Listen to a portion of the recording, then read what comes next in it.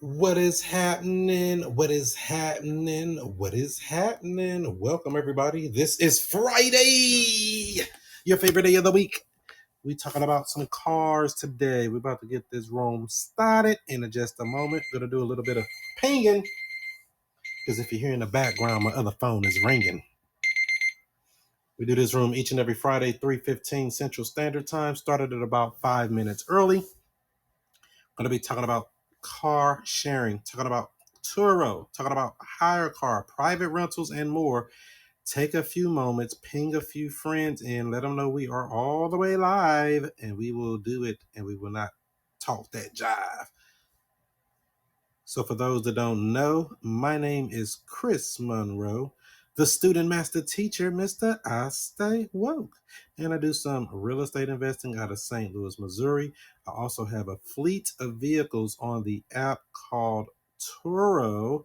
And I have three, maybe four cars over on the app called HyreCar, and they get rented out on a regular basis. So we're going to be going over a bunch of the ups and downs and some of the basics in regards to getting your vehicles up and listed and monetizing that vehicle sitting in your driveway that you're doing nothing with. We want to make it more money in the bank.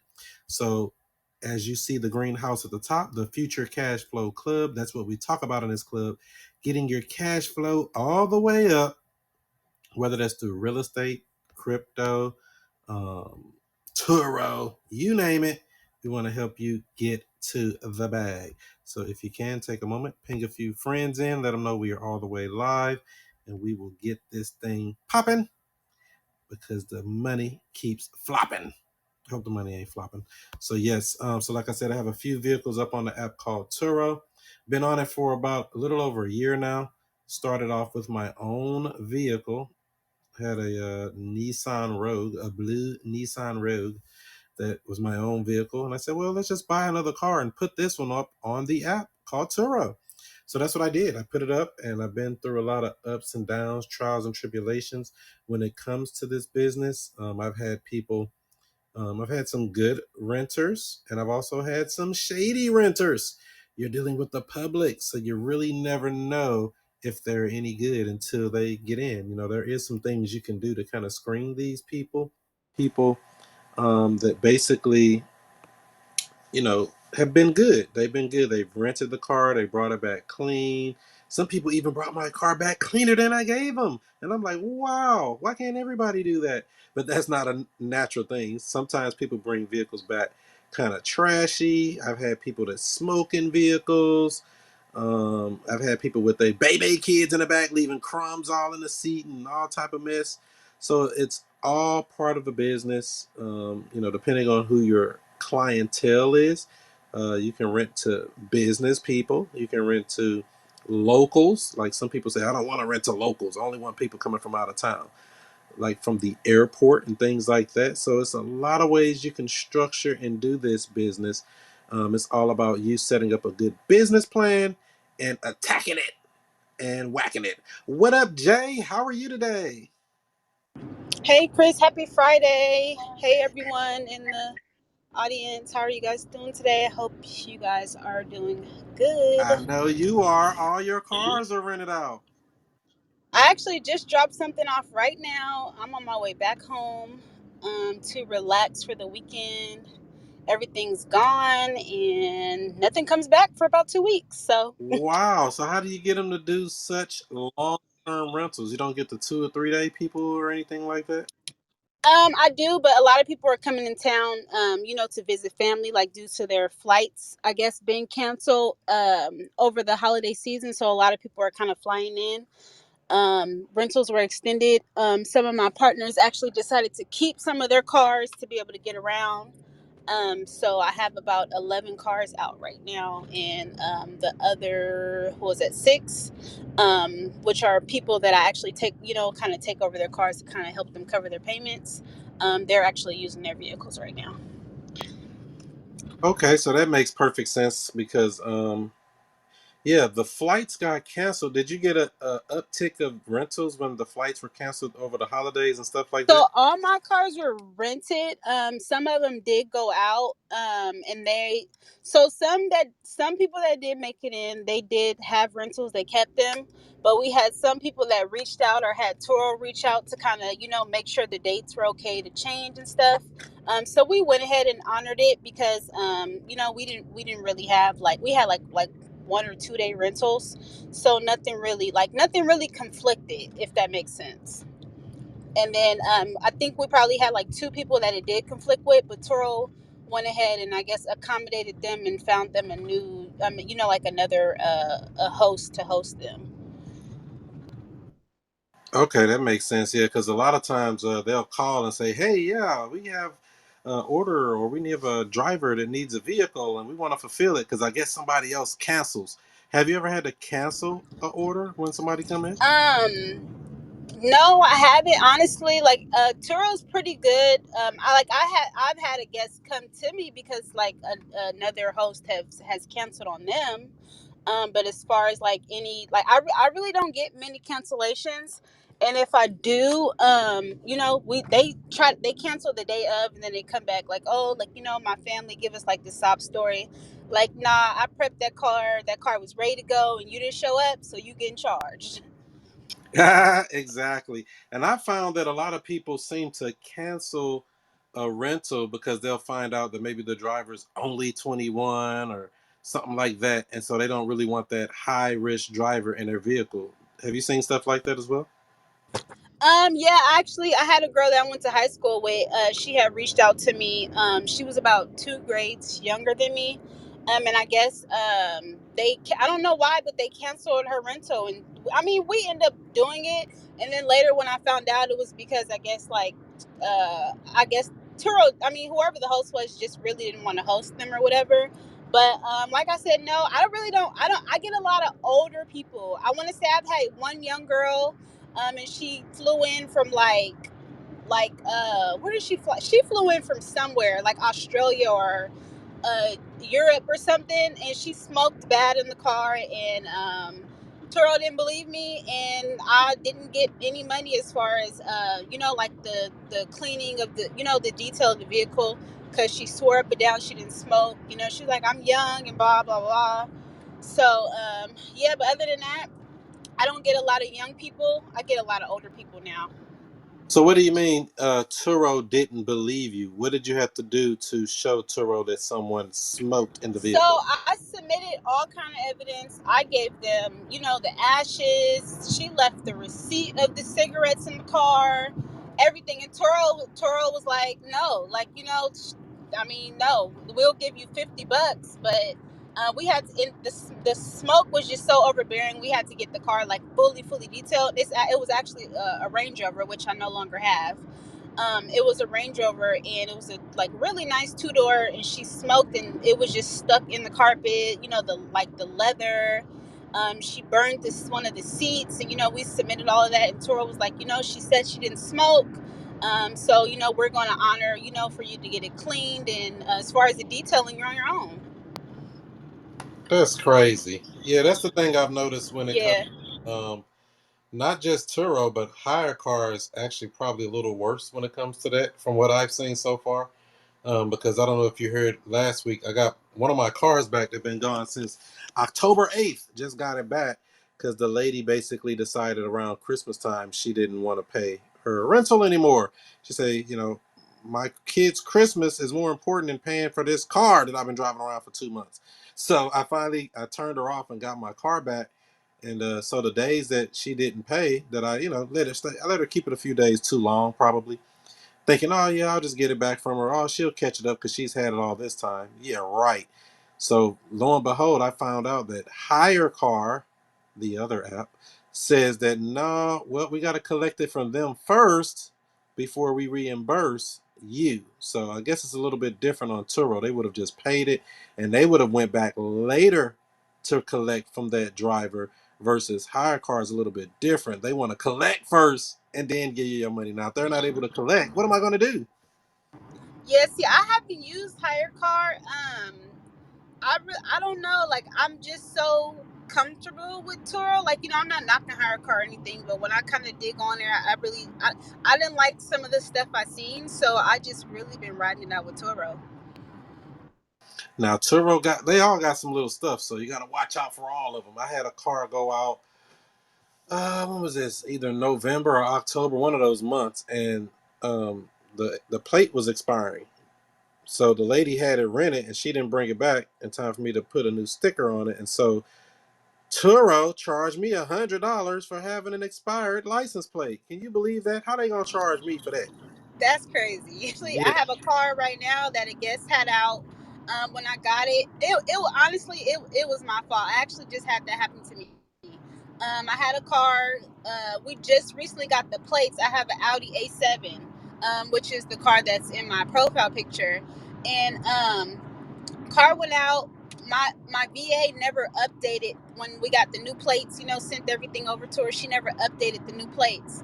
So we had a guest that just recently returned it, and she went back and complained to Turo that because we ended up charging her, they were riding around, like in we got like the fast track. They're called fast tracks here.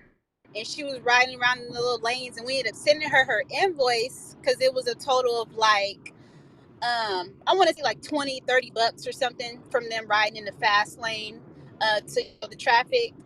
And she told them, she was like, oh, the license plates didn't match what was on the car, so they came back and charged me.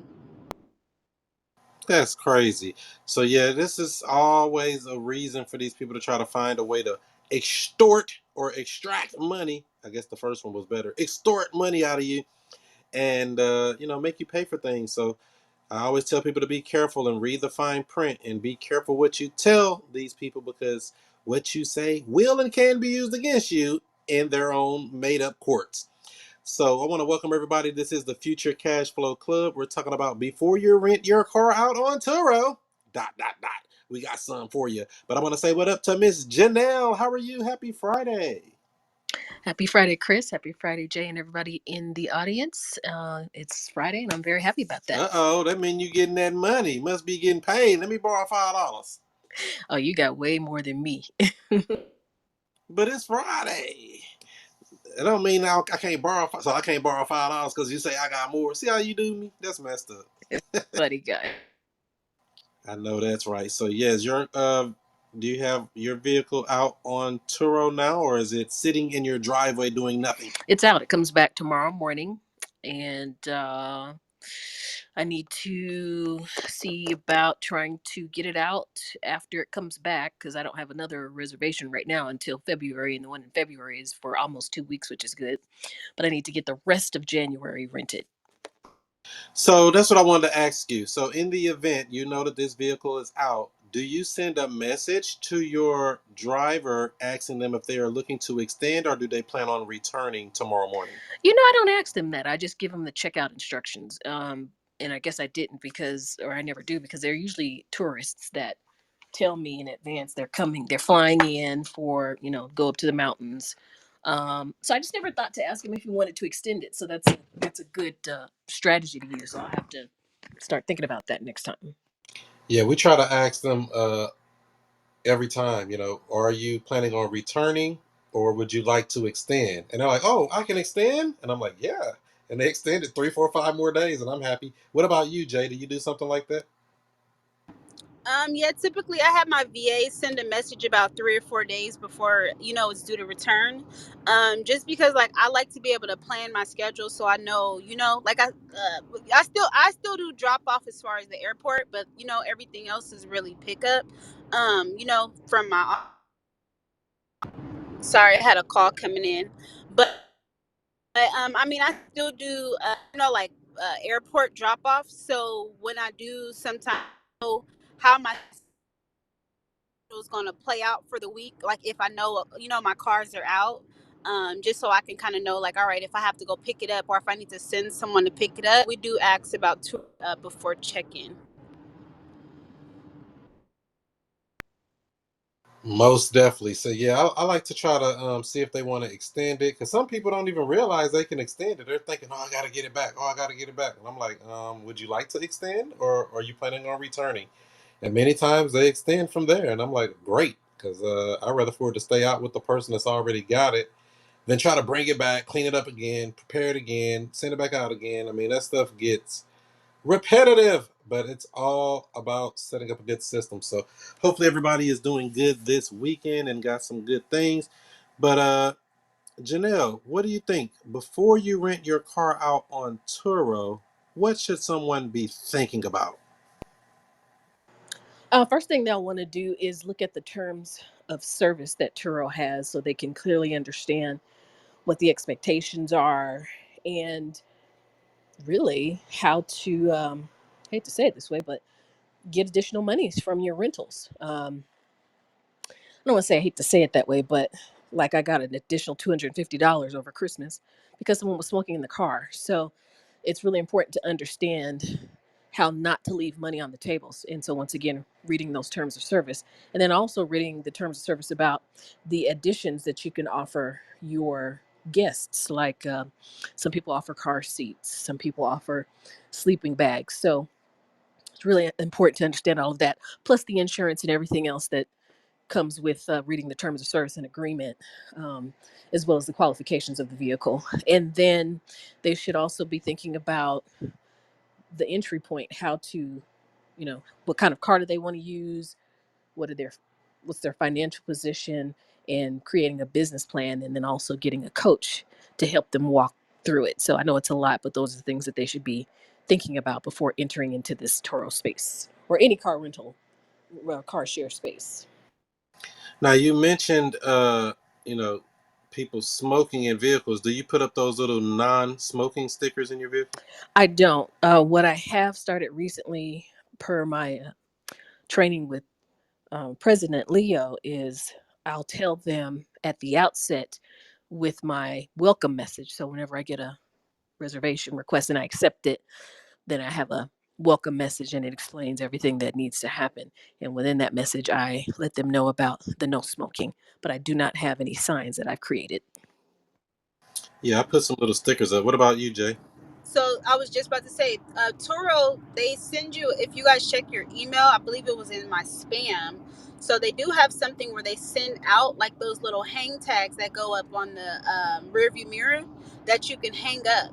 And when they get in the car, it's right there basically displaying that there's no smoking in the vehicle. So each one of my vehicles, every time it goes out, we do put one in there. I didn't know that they gave that. I'm gonna have to look Yeah, into that. I don't think I got if that you go email. on to the I'll, if I can't, well, I'm driving right now, but I'll DM you the link on Instagram. Thank you so much. Uh-huh. Look at Jay leading with value. I'm proud of you, Jay. If nobody else tell you. So yes, that's the name of the game. So I like to put those little stickers up, even though people who smoke know they gotta leave planet Earth to smoke. Why they want to play brand new? They know they can't smoke nowhere on Earth. They gotta go to the moon. Why do people smoke in vehicles when they know they're not supposed to? Why do you think they do that? Well, I know here in Colorado, marijuana is legal. So people come out here to participate in that. So I know for that reason, that's why they're smoking in the car. But what if it's just regular old cigarettes, Black and Miles, beaties, all the other junk they smoke? Could be just, maybe that addiction, nicotine addiction. You never know. That's right. We're going to call it defiance. We don't care what you think. We're going to do what we want to do. Some people don't care. They'll roll right up in the car. I had to message one of my people the other day, like, dude, y'all smoked in the car. Like, at least clean the shit up. I mean, clean the stuff up. Made me cuss. At least don't be messy and, like, if you're going to do something you're not supposed to be doing anyway, at least clean up after yourself and act like you didn't do it. Put some air freshener in there or something. Have you had people kind of cover it up in your cars or anything, Jay? Like they smoked and they did and they kind of try to cover it up? I get that all the time. So I use the, like the little black air fresheners, black ice or whatever they're called. So I use that in all my vehicles just so I kind of know, like it'll let me know if somebody, like if they put different colors. So one time, well, all the time actually, typically I want to say 80% of the time when someone rents our vehicle, they smoke in the car. So, yeah, I notice all the time. Like I have I have OCD, so I know like if my car is not clean or like I could just automatically sense it once I open up the door, and I could smell smoke. Like I ain't incriminating myself, but I used to partake, so I know when somebody has done something in my vehicles. And they act like they don't know what you talking about. Ain't nobody smoke. Man, what's all that? All under the One seat. time, All under. what's crazy is one time I had a guy. He didn't argue nothing. He was like, "Oh, my bad, sis," and he sent me the money. Hey, if they do that, I ain't got no complaint. I'll give them a 5-star rating. Long as they clean it up, I pay for it, and we good to go. I ain't got no problem with them. I So, don't mind the smoking because that's extra money for me. That's like $250 extra. So smoke away and leave the evidence because I could use that extra dough. I mean, I do. So I will say I do and I don't, because sometimes, like, most of my cars are either SUVs or luxury. So I may get a guest, like I said, I get a lot of older people, and from there, for me, it causes more complaints to where I have to go contact Turo to have my reviews adjusted, because not all the time is it on us. We may have a guest, and when the car comes back, it might have another checkout to where I may not have enough time. I mean, I go get it detailed, but that detail may not have been able to sit to where, the smell will, have been like fully removed. So, like I said, I would say yes and no, because one, I don't feel like it's fair to the following guests, because you got to kind of rush and get it detailed and, get it cleaned out. And sometimes it may, may not come out right away. Yeah, that makes sense. I understand that for sure. so Janelle, you said you like to get that 250. Are you telling me that every time somebody smoke, you turn them in, or do you say, "Oh, this wasn't that bad. Let that one slide"? If I have any evidence of smoking, I'm turning it in. Damn, cutthroat. Nothing wrong with that. So I want to welcome everybody to just jumping in. This is the Future Cash Flow Club. We're talking about before you rent your car out on Turo. These are the things you need to think about. So if you have questions or comments about any of this you hear us talking about, raise your hand. We'll bring you to the stage. This is an open forum. There's no such thing as a stupid question. Pick the brain of Jay. Pick the brain of Janelle. Pick the brain of me, Chris Monroe, the student master teacher, Mr. I Stay Woke. And we're going to start off with my main man, Sir Isaac Sinclair. How are you? Hey, I'm good. I'm good. I'm new to the game. I'm here as a student again. So I'm just really here to learn. The Turo basics, what to know, what not, what to look for. That whole $250 just for somebody smoking in the car. I'm pretty sure that's very lucrative if you're living in a state like Colorado or Los Angeles, because people come out to these places to smoke, um, and when they're driving and when they're drinking, they don't care what they're doing. So that's just a positive on your note, I guess. You're cashing out on that. So I'm just learning. I appreciate the room, and I just followed you yesterday, Chris. And man, you every room I come into, bro, I'm learning something. So man, I just want to say shout out to you. Definitely following the Future Cash Flow Club. And Jay, I followed you. Janelle, I'm about to follow you right now as well. You know what? I only hang out with heavy hitters and killers. They ain't really killers. They're just killers in business. But Janelle, how much money you think you made off this smoking fees if you were to estimate? A lot or a little?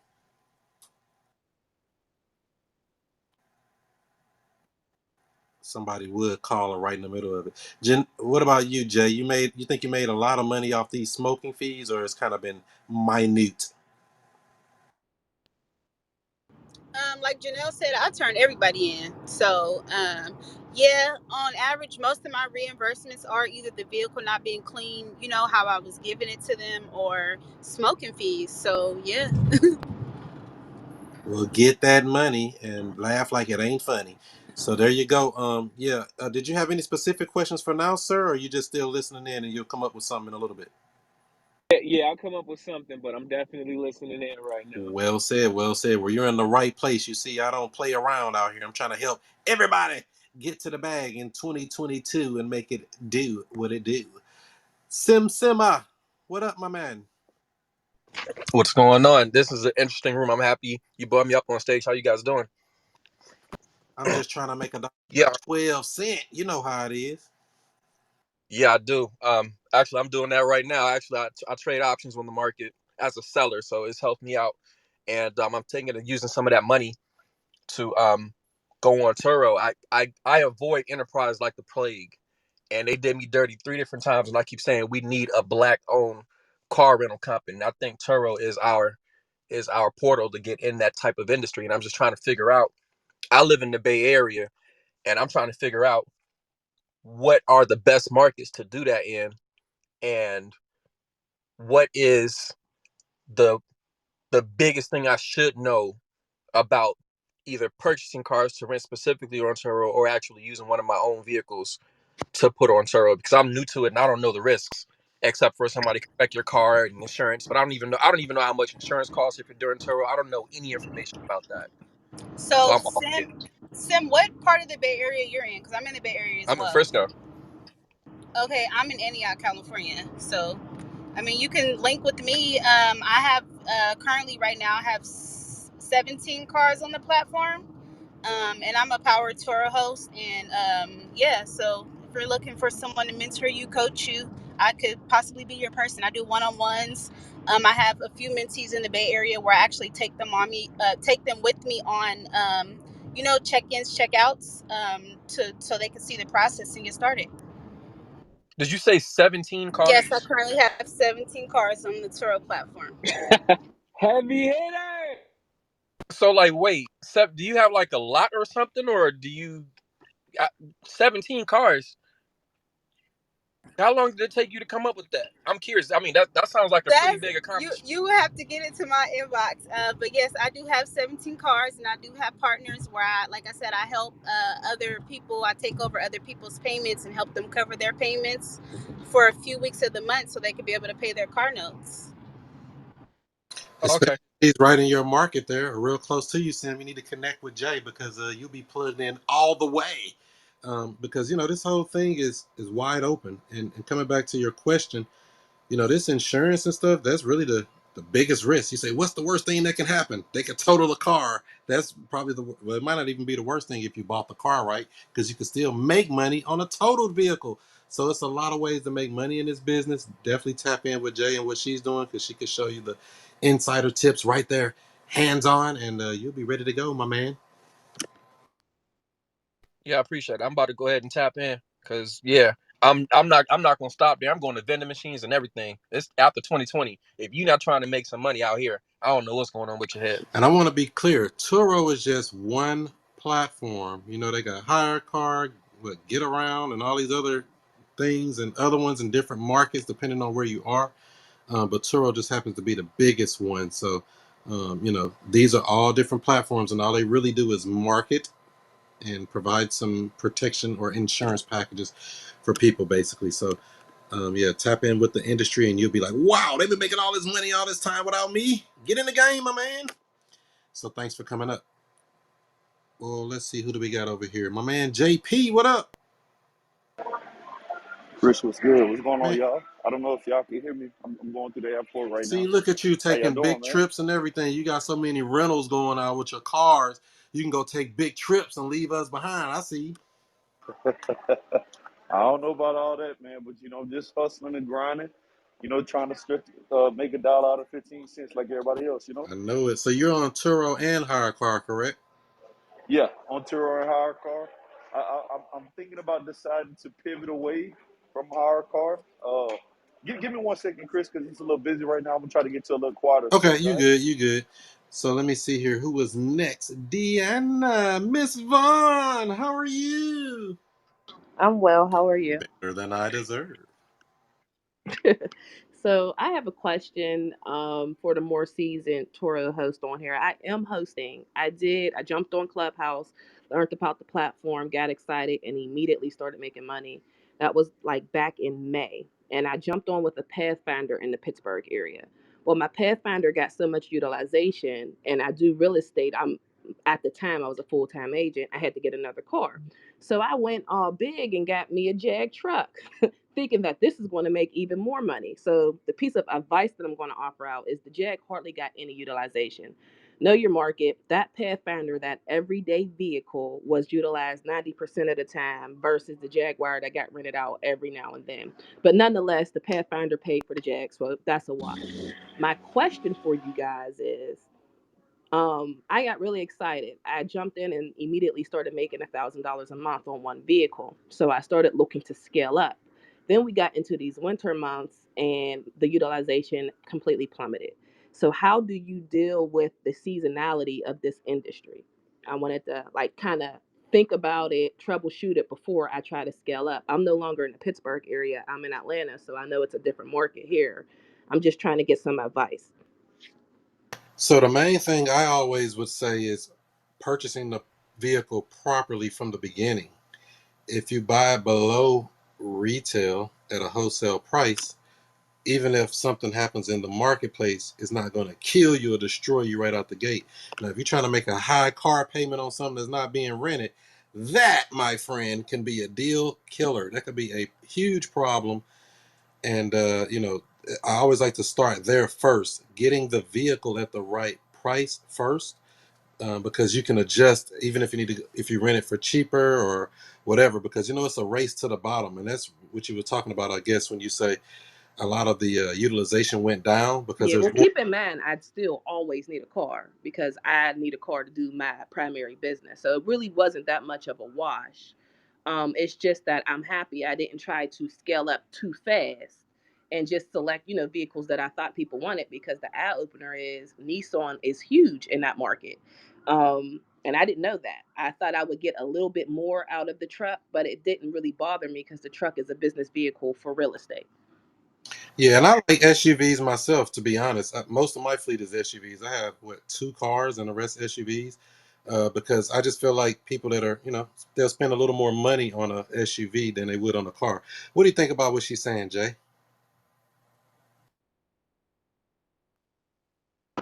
Sorry, y'all. I'm still looking for that link for the for the smoking thing, so it might take me a minute to unmute.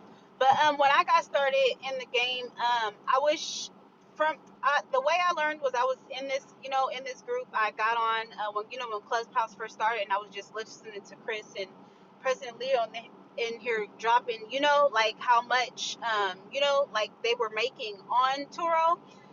When I first started, I wish I would have knew that certain cars, were certain.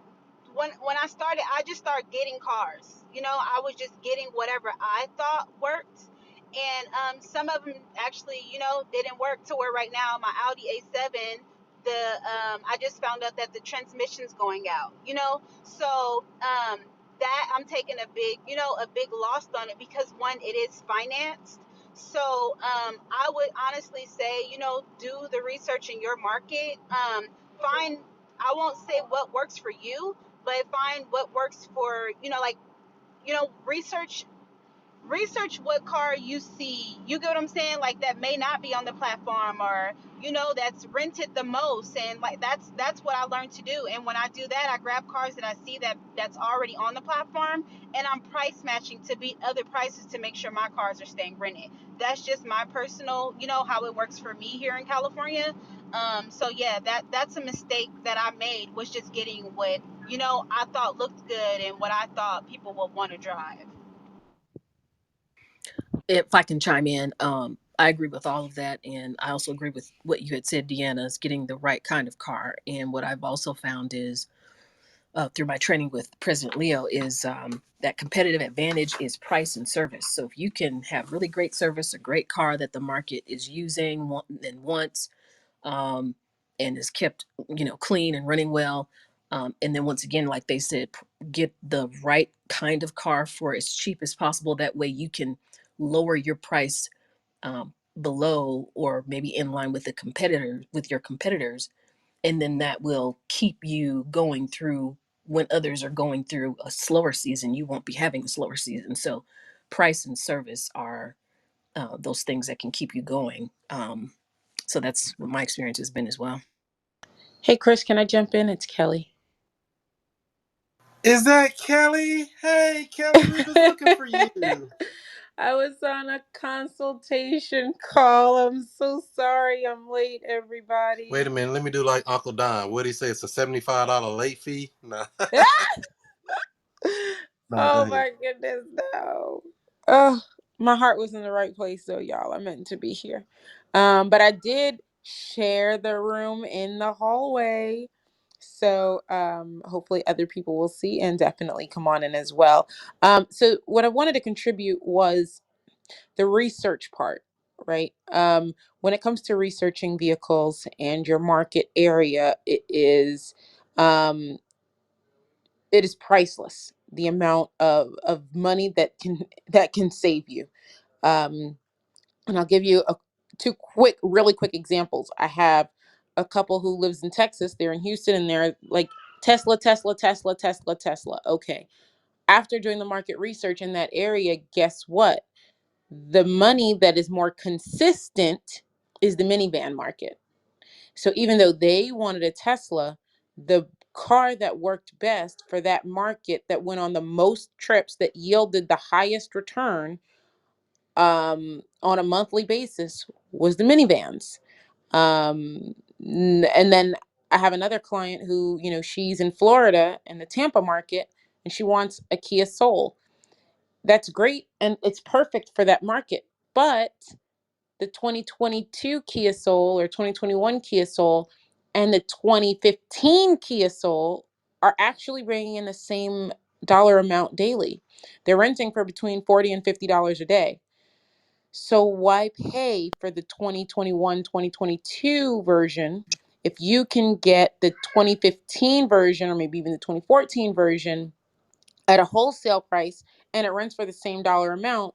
You're making more money on the older car because the year doesn't change. The year doesn't make a difference in the amount of money you yield. So I think research is the best thing, but you have to do a multifaceted research approach.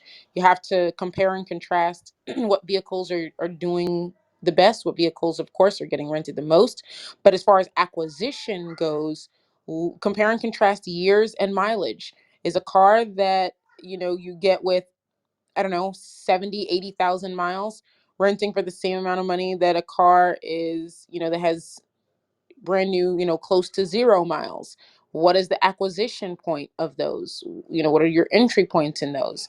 Don't forget, when you get it from a dealership, you're going to have to pay those taxes, tags, and fees, which may bring you up an additional $2,000. Whereas when you get it wholesale from auction, depending on who you get it from, right, and those auction fees, you don't have to pay all those same dealership fees from the auction. So it's a lot of research, but it's worth it in the end. And so I'll go ahead and land my plane there. I hope I didn't confuse it more than No, not. that was definitely helpful. I don't even know how to thank you for that information. Yeah, no um, problem. Yep, I got a question for you, Kelly. Yeah, what's up? So that information that you found about which cars are doing what, basically it sounds like a market, and that it sounds like fundamental or some type of analysis that's You're in the available. matrix, or that's me. Where do you get that? I just went in the matrix, didn't I? Oh my You did. goodness. Can you That, repeat what you just said real quick? I'm so sorry. yeah, no, it's not your problem. It's I got T-Mobile. It sucks. um, the that information that you have, those analytics, those analyticals, where did you get that from? 10 years of experience in automotive. No, I mean, no, I mean, as far as what cars are running for how much and what year, like that. Where did you find that info? um so the best way I could explain it is, if I were you, I would look at it from a renter standpoint. Like, pretend that you're renting a car in your area or the area that you would be looking to rent that vehicle from. Go on Turo.com, um, set, a weekend or a week long rental or what have you. Just play around with the dates a little bit, times, play around with those a little bit. Keep in mind holidays versus non holidays, and just do a couple of searches and scroll through the cars, physically write down or type out, make an Excel spreadsheet, whatever you choose to do. But put down, okay, Tesla Model 3s. There are, 5 of these on page 1, 2 of these on page 2, price range, daily rental is 100 between $110 and $115. There's a $5 discount on this one. There's a $20 discount on that one. $35 discount on this one. No discount on this other one. The one with no discount is rented out X number of times. This Turo host has 4.9 stars or 5 stars. Read through those reviews. So that's portion number one as far as research goes. Portion number two is, okay, now that you've narrowed down a vehicle, right? Let's say it's not a Tesla. Let's say it's something simple like a Honda Civic, right? um, then what you do is you look at the vehicle cost as far as acquisition. So that means you're going to have to cross reference. Of course, everybody goes to Edmunds, Car Gurus, cars.com, places like that. But also look at Facebook Marketplace. Um, Look at what's available in your neighborhood. Everybody does driving for dollars with real estate. You can do the same thing with cars. You can even make a post that says, hey, I'm looking for this type of car. um, Hit me up in the DM if you know someone who's looking to sell. And so you can do that. And then have someone like Chris or myself or President or Rodney or Calvin, somebody who has auction access to some of the private auctions, go ahead and give you what that vehicle is going for at auction in excellent condition or close to excellent condition. When it comes to Mannheim, I don't acquire anything that's less than a 4 on the CR scale. So for me, I would be researching cars like that for you that have no accidents, clean background. Have a lot of history. So that's how intricate it gets for me. But also, you could look at public auctions too. What is it? Car Copart is a public one. To be transparent, I think their cars for the most part are trash. But there's a Ooh, needle you in the telling the truth, haystack. Kelly. You telling the truth. I know, but there's always that one needle in the haystack. So you might find that jewel that slipped through the cracks of the trash abyss. So and then it's only like a $200 and change fee, I think, on that one. But I think the fee for public and for dealers are a little different. But for the most part, it's around that $200 mark, I'm pretty sure still. So that's how I do it. Hopefully that wasn't more confusing than not. No, that helped out a lot. Actually, I tried to flip cars. I want to say back in like 2009, 2008, and I almost got arrested because I didn't have a license. So I Whoa. So I kind of stayed away from that for a little bit. I haven't been to an auction. I don't even know when because jail and me, they don't mix. They had to I had to have like a dealer's license or a lot and all kinds of stuff to sell more than a certain number of cars in a year. It was crazy, but it was also back in Virginia. So I don't know what's changed since then in the last 10, 11, 12 years.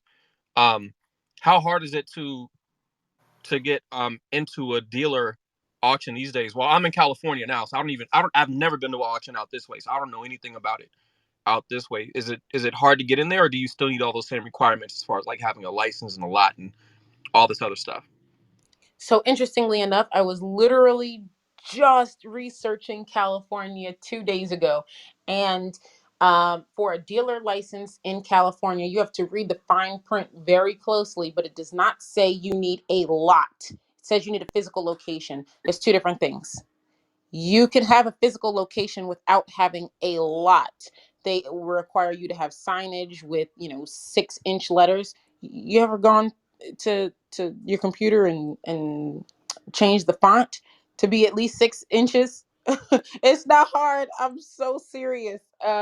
So you can rent an office space and put a sign outside the door that says you are, I don't know, Sim Sim. Sima Motors, and there you go, and you can get your dealer license. There's nothing on California's DMV books that says it needs to be a physical lot. It just says it needs to be a physical location. So be very careful and read closely, not just for you, but for everybody in the room. If you're looking to get your dealer license, read very closely what it says for your state. If it uses the word lot, that is different than having a physical location. Well said, Kelly. That is exactly the truth because some places want you to have a phone number at that business location, a file cabinet at that business location, and some other little Some fine print. internet, So and read. that's it. Yeah, every state is different. So, and if you want to make it easier, you can just get with somebody who has a license and have them put you on there. That makes it a lot easier for everybody. But don't tell everybody, Sim, all right? Nah, I ain't saying nothing. As long as I ain't behind no bars, I'm good. Also, I was just about to say that, Chris. exactly. So also I put the link up here too for the Turo calculator. You can also see what vehicles are renting for on Turo historically. So the Turo calculator, you can hit that link up top there. I'll leave that up for a little while for people in the audience wondering what would my car possibly make in a month on Turo. So I'm going to reset this room. This is the Future Cash Flow Club. I'd like to welcome everybody that's just jumping in. Today we are talking about before you rent your car out on Turo. Dot dot dot. There's a bunch you gotta know. So if you haven't already, hit the green house at the top. Follow the club, the Future Cash Flow Club. We do this room each and every Friday, 3:15 Central Standard Time, helping you turn that wheels in the driveway into some bill payers or something like that. So I got JP, J, Kelly. Make sure to follow them as well. Excellent people. And we're going to take some questions from you. If you're in the audience and you have questions, raise your hand. I'll bring you on stage and we'll see if we can help you get paid. What's up, Miss Rowena? Hi, Chris. Thank you so much. I have a lot of questions. So if you don't mind, I'm just kind of Oh, going to go through well, let, them and let me then let me let me help you. Do them one at a time, and we're gonna blow your mind. I know you will. And I'm so glad, Kelly, you just joined. I was just listening to your replay from yesterday before I joined this room. So I'm so happy that you joined. You were talking about the Turo initiatives, but way before that, you actually answered some of my questions, but I have further questions about research. So I'm just now getting into Turo, and actually, before I rent them out, I'm actually looking to buy uh, the cars. And Chris, like you said, I was looking at SUVs because I found that in my area, the SUVs have the sweet spot between the sedans and uh, the Teslas. So it's renting at 80, and not at the 50 for the sedans and the 60. So I thought, okay, 80, 90, that's a good sweet spot. And I just have to pay a little bit more for the SUVs. Um, but where do you go, Kelly? You mentioned find out, research. How do I research what is the most often used car in my area? Because I have been researching the price exactly how you said it. Pretend I'm a renter. I go in there, I check the prices. That's how I figured out the car I want to buy. But then how do I know how often, what is the highest rented in my area? When you find that vehicle, look at the number of trips for several different hosts that have the same Uh, or similar vehicle, and then you Perfect. average it out. And I also noticed, like, when I pull up that host and that car, I don't get to see how many mileage is on that car. And I was exactly to your point. You're saying that 80,000 miles versus a new one, there's really not that much, probably not much difference between the price. So you're probably better off saving money buying a car with a high mileage. But when I was doing my research, I don't get to see the host's car mileage on there. Is there a way to do that? So some hosts um, take pictures of the inside of their cars, and not every host does this, but some they take pictures of the inside of their car after every single trip, which you're supposed to do. But some will go and update those pictures on the car. And so if you are one of those people that are lucky to get that shot that has the in front of the steering wheel, just click it or screenshot it and zoom in until you can see the odometer, because most time they take that picture when the car is on, not off. So just zoom in on that screen until you can see the odometer. If the person has not taken that type of a picture, then I would use the rule of thumb of at least 15 to 20,000 miles per year on that car. So if it's a 2018, we're in 2022, that's 4 years. Assume 80,000 miles on that car, somewhere between 60 and 80,000 miles, because we just got into 2022. Oh, okay. So about 15 to 20 miles a year per each car. 20,000. Yeah. Okay. 15,000 to 20,000 miles And then per year. I go look at the hose and say, okay, if this a host that's renting out a 2020 and renting out a 2018, and then kind of look at their price and kind of look at the price difference and then do the math from that. Uh, Absolutely.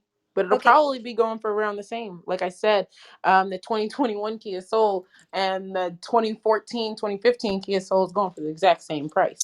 so you also mentioned 80,000 miles. So Turo Max is at 130.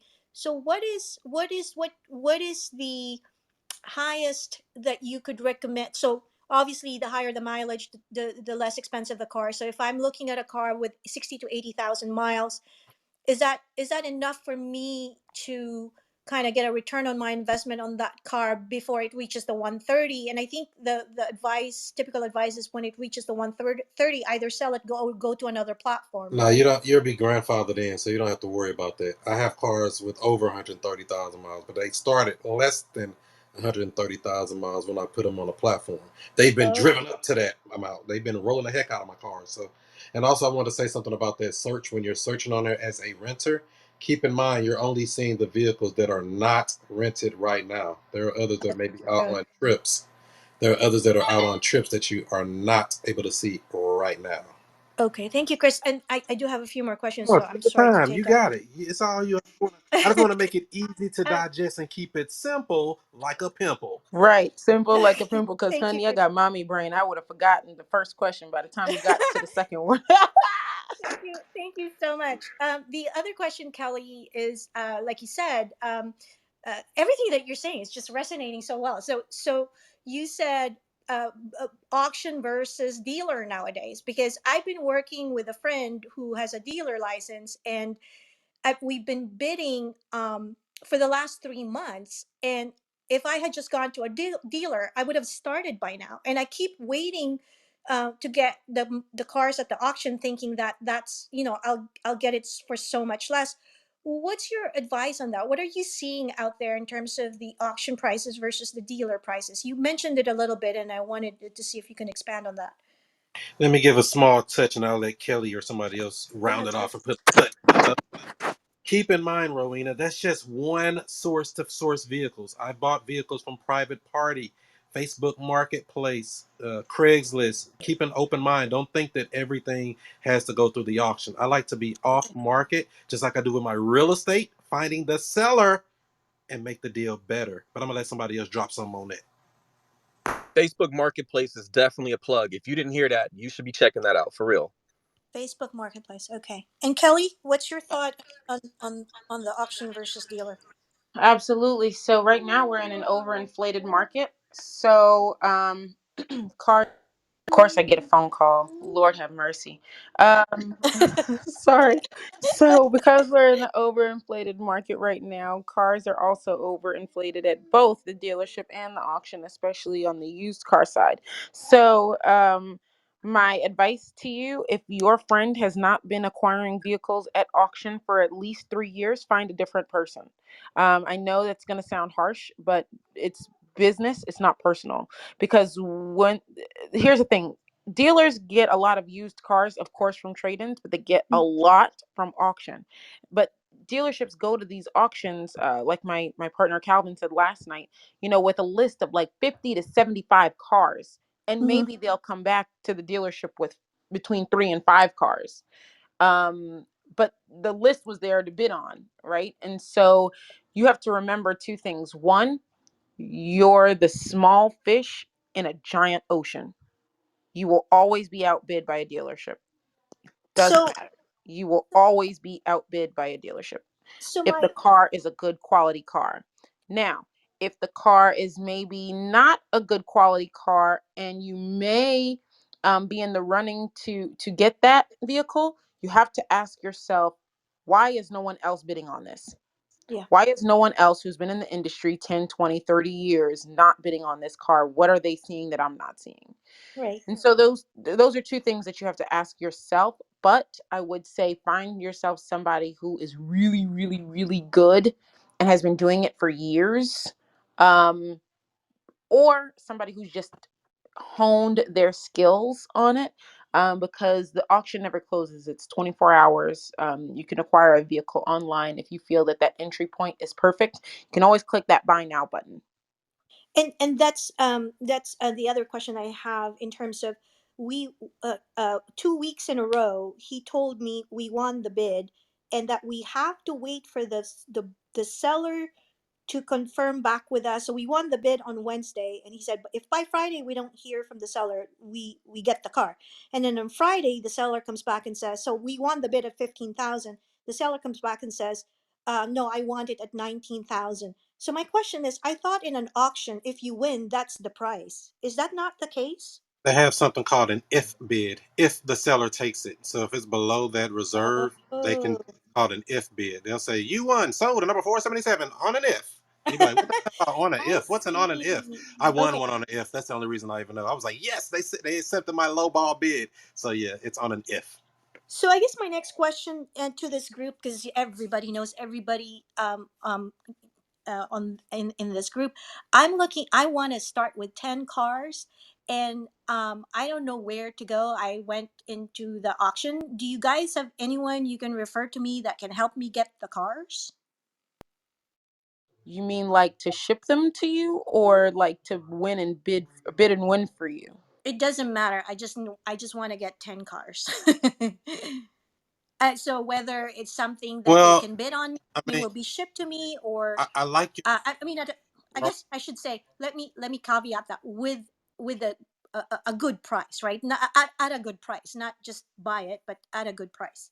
yeah, I got you, Rowena. So I mean, I like your energy and you're like, I want to get 10 cars, I want to get 20 cars, I want to get 30 cars. I love it. I know. But I want you to, really look at this business and make sure it's something you want to be that deep in because Mhm. it's really not for everybody. I mean, everybody may think they want to get that deep into it because once you start getting into multiple cars, it's another game. Miss J, don't you say what you had 16 cars or something like that?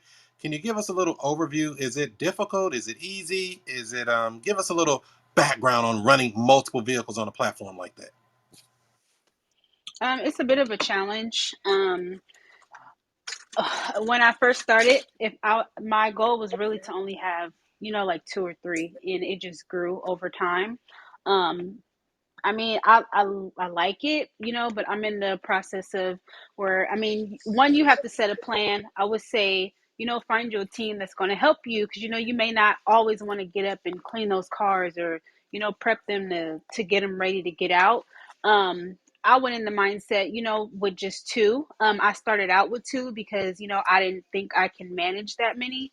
If I was you, I don't know what your game plan is or if you have a game plan. But I would take time to, kind of figure that out. I wouldn't just jump in it and say, hey, I want to acquire 10 cars, because it might not be something you like. I mean, me and my fiance started it and he's over it, to where I'm at this point dealing with it by myself. Yeah, I would say get that game plan and make sure you have a team behind you, that's going to assist you with, running your fleet. Thank you, Jay. And actually, let me share my game plan with everybody. Last year I got into prior to last year I have a long-term rental property, and last year I went into short-term rentals. I started with 3, got the hang of it, and I started adding more. Then I realized that also Turo can just make just as much at several, 100 per day, just like SDRs, and it's less hassle than having a landlord because I'll own the cars. So I wanted to get into that to pair that up and offer it to my guests. And if my guests don't rent it while they're here, because my thought was, if they're renting the place, they're flying in, and I already have the car in the garage, and I could offer it to them. Then they can just Uber to the place and leave it there, and then go back to the airport and not deal with the hassle of getting a car. So a few of my guests that I kind of just did a little survey on, and they love the idea. So I intend to get one car, get the hang of it in Turo, just like I did in short-term SDR. Once I get the hang of that, then I kind of build on that. And exactly to what you're saying, I'm building my team right now for my back office for the VAs for the short-term rental, and I intend to use those VAs for the Turo as well. That's kind of my game plan this year. Yeah, and that's good. That's why I say That's it's better to perfect. start off with a few cars and just add more as you go. Because just jumping in with 10 or 20 cars, Jay Massey that was just up here, I think he started with about 20 cars or something, but he's got a whole team already set up for that kind of stuff. So I would always suggest get you a couple of cars, try it out, see if you like it. Make sure you got your Oh, definitely, definitely, Chris. That I didn't mean buy 10 all at once. I yeah, meant I want to go to 10 this year, I but I, got I definitely will start with one. And by the way, I learned my yeah. SDR. Jay, I'm part of the Cash Flow Diary, so Jay There was you my go. mentor for the SDR, and that's why now I've kind of got the hang of that, and now I'm ready to go with Turo. So just kind Yeah, of and it's not even just for you. I'm just saying for the audience as well. I like to make sure that everybody's receiving this information. When people are just listening, they're like, "Oh, I heard this on there, and I'm just going to run and go do it." And I'm going to make stuff clear, like I said. So I'll pass it back. And that's what look, that's what I did. And Hey, Chris, So I'm about to get out of here in a second. I want to add a word of encouragement for Rowena and anybody who might hear this before I go. Um, I'm pretty. If you didn't hear my auction debacles from what happened back in the day when I was younger, right? If you're going to be considering getting Turo, like Kelly said, you are not going to outbid a dealership, and I learned that the hard way. Um, but in this case, back then Turo didn't exist. So if you're going to an auction and you're getting outbid by dealers, um, like someone mentioned earlier, go to these different places like Facebook Marketplace, Craigslist, OfferUp, places like that, because these dealers, when they buy a car, it's in and out. They buy that car with intention on selling it for a quick profit. You're buying the car, that's an investment, and that car could bring much more of a return than that dealer could ever get. So don't get discouraged if a dealer is outbidding you so quickly. You can go somewhere else and find a different car, and that money will keep coming over and over and over and over and over again. So don't be discouraged about being outbid. It's a cutthroat industry, but sometimes you got to play hardball to get where you want to get in life. So I'm about to get I out of agree thank, here. with you, Simma. thank you. You're Can I because use that comment to segue into another question? well, yeah, I just yeah. wanted Hold to on say one second. one thing on top of what he just said, but you can totally do the question. I just wanted to say, there's nothing wrong with taking note of who bought the car if you have a wholesaler license, because you can then negotiate with that dealership to buy for like 1,000 over what they got it for, which would still be several thousand under retail price. So definitely take note if you really, really want that car. If you really, really want that Okay, one, that's just another method to get that one. thank you, Kelly. And Kelly, before I don't know who the other lady. My last question is, who do you anyone you can recommend that I could uh, um, who could mentor me, who could I for my first car experience. I don't need a whole year uh, mentorship. I just need mentorship for that first car. Is there anyone you can recommend that can hold my hand through that first car experience with Turo? Chris Monroe, the student master teacher, Mr. I stay woke. I know I don't do That's it enough. right. Sure can. Yeah, I can help you out, Rowena. You sound like you're a go-getter. Sound like you're gonna take action. I Sound like am. you're coachable. All of that stuff is all the stuff we're looking for when we're out here wheeling and dealing, trying to make some more money and make some more killing. So yeah, Okay, so do I DM you, Chris? yeah, that's Then fine. okay, and then last question. I keep saying last. I'm sorry, Kelly. On your last replay yesterday on the Turo seed initiatives, how many of those can you apply for? Can you only apply for one for the Kiva and the can you only do one or can you do several? Excellent question. I did call up again today, y'all. I've been calling literally every single day with more questions because everybody has more questions, and I didn't necessarily think about those when I called. So the answer is you can apply for multiple, but you can apply for one and one. Can't apply for multiple of the same one. So you can do one through Loan Glide and one through Kiva, but you can't do like two Loan Glides or two Kivas. Okay, and then so that 15,000, I don't know if you can even get a car for less than 10,000. So technically, that's for two. You can apply, and if you're lucky to get both, then you get two cars, right? That's the max. Yeah, you do still have to submit the VIN, and remember, you do get a Turo Success host and everything, so it is above board, but it is a finite amount of money that they are. giving out. So definitely make sure that if you're gonna apply, you want to make sure that you apply now, because obviously I've said this on Clubhouse like 4 nights in a row, plus on my Instagram lives, and I'm gonna go live again in another 45 minutes about it. So you want to get in while the getting's good, baby. Thank you so much, Kelly. I'm so glad I played that replay. I didn't know anything about it until I heard you. Thank you, Chris. Thank you, Jay. Thank you so much, Kelly. Thank you, everybody, for the advice. Really appreciate You're it. welcome, y'all. I back channel Chris. I said, listen, I gotta earn my keep today because I was late. They put you to work. Most Yeah. definitely. I want to welcome everybody to just jumping in. This is the Future Cash Flow Club. We do this room each and every Friday, 3:15 Central Standard Time. It's here to help you understand the ins and outs of Turo, HyreCar, car sharing, some of the operations, how to find cars, how to buy cars, how to sell cars, all the inner workings. So if you're new here, take a moment, hit the greenhouse at the top, follow this club. Also follow these moderators, Kelly, JP, Janelle, Jay, in May. And when that guy was talking about how those dealers run up the prices at the auction, I overpaid for a car at the auction. Well, I bought it for $6,100 just to look back later and say, man, I should have bought that car for about $5,000. But $1,000 over, it didn't matter. That car is in the green now because I've had it over 6 months and it's made over $1,000 a month. So you get my drift. You can overpay a little bit for these cars sometimes if it makes sense, but I don't recommend doing that or overpay in your mind because it really was only in my mind. But other than that, we're going to take Deanna. You said you had another question about what they were saying before we move on. One more question. It's about car. Do you still hear me? I only called on you because I knew your phone was about to ring. That's okay. I ignored them. So Cardana, I've been using them because it's so easy to get out of a vehicle if you don't feel as though it's a good fit and things like that. They literally pull up, pick your car up, and in the last instance, they gave me money. But how do you guys feel about that as a model for scaling up in this business? So I bought several cars from Carvana, and there's a trick to it. Very, very particular trick. When you get that gap insurance, they're going to force you to put it on your personal if you're using your personal credit. That's the only kind of gotcha they get you with using Carvana. And that can be a problem in the event that vehicle is a total loss.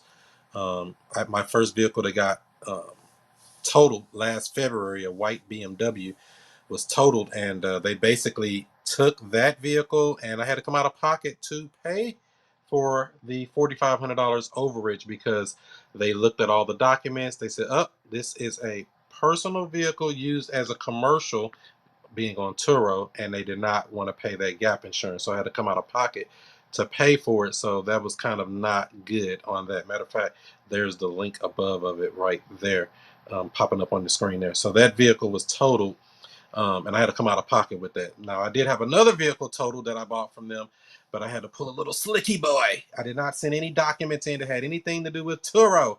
I simply used the police report only, did not use anything from Turo or any kind of Turo logos, because if they find any evidence of that, they will not, I repeat, they will not pay out the gap insurance. So just be careful using Carvana or any of these, finance vehicles. You can run into a problem like that. So just to throw that out there for you, Deanna. Thank If you I very may much. ask, commercial use, and it's probably, it's probably something I already know, but I just want to make sure that I do know it. What's the difference between personal and commercial? Is it in your personal name or is it in your business name? Oh, okay, okay. So if it was anything that has to do with business, it's commercial. If you do it that way. So it's all about, well, what I was specifically talking about is what you check off on that gap addendum. It's automatically checked off on Carvana to be personal if you're buying it under personal name, personal loan, personal vehicle. And then if you go put that vehicle on Turo, as you see above here, they sadly destroyed one of my vehicles. Only had it 2 months, didn't even get to make no money with it, and it got destroyed. They destroyed another one too. So I had two vehicles total last year. Uh, I would have been sick. I was gonna ask a question, but I was gonna wait to get to all the new people in the room of like, what's the worst three cons about it? But that I'm pretty sure is like the number one. So Deanna, just to give a quick answer, Well, nothing that I answer is ever freaking quick, so I'm sorry. But just to answer your question from my perspective, selling your car to Carvana is good, but you could potentially be leaving money on the table. I always recommend cross-referencing with at least two other places. So that would be Carvana, the manufacturer's dealership, as well as CarMax. And then you want to go with the highest bidder, obviously, right? But here's another thing you can do. You can also, because auctions are actually selling really, really high because of used car valuations, you could also, if you are a wholesaler, right, or have your full dealer license, like used retail dealer license, you could sell that vehicle back to the auction or straight directly to auction.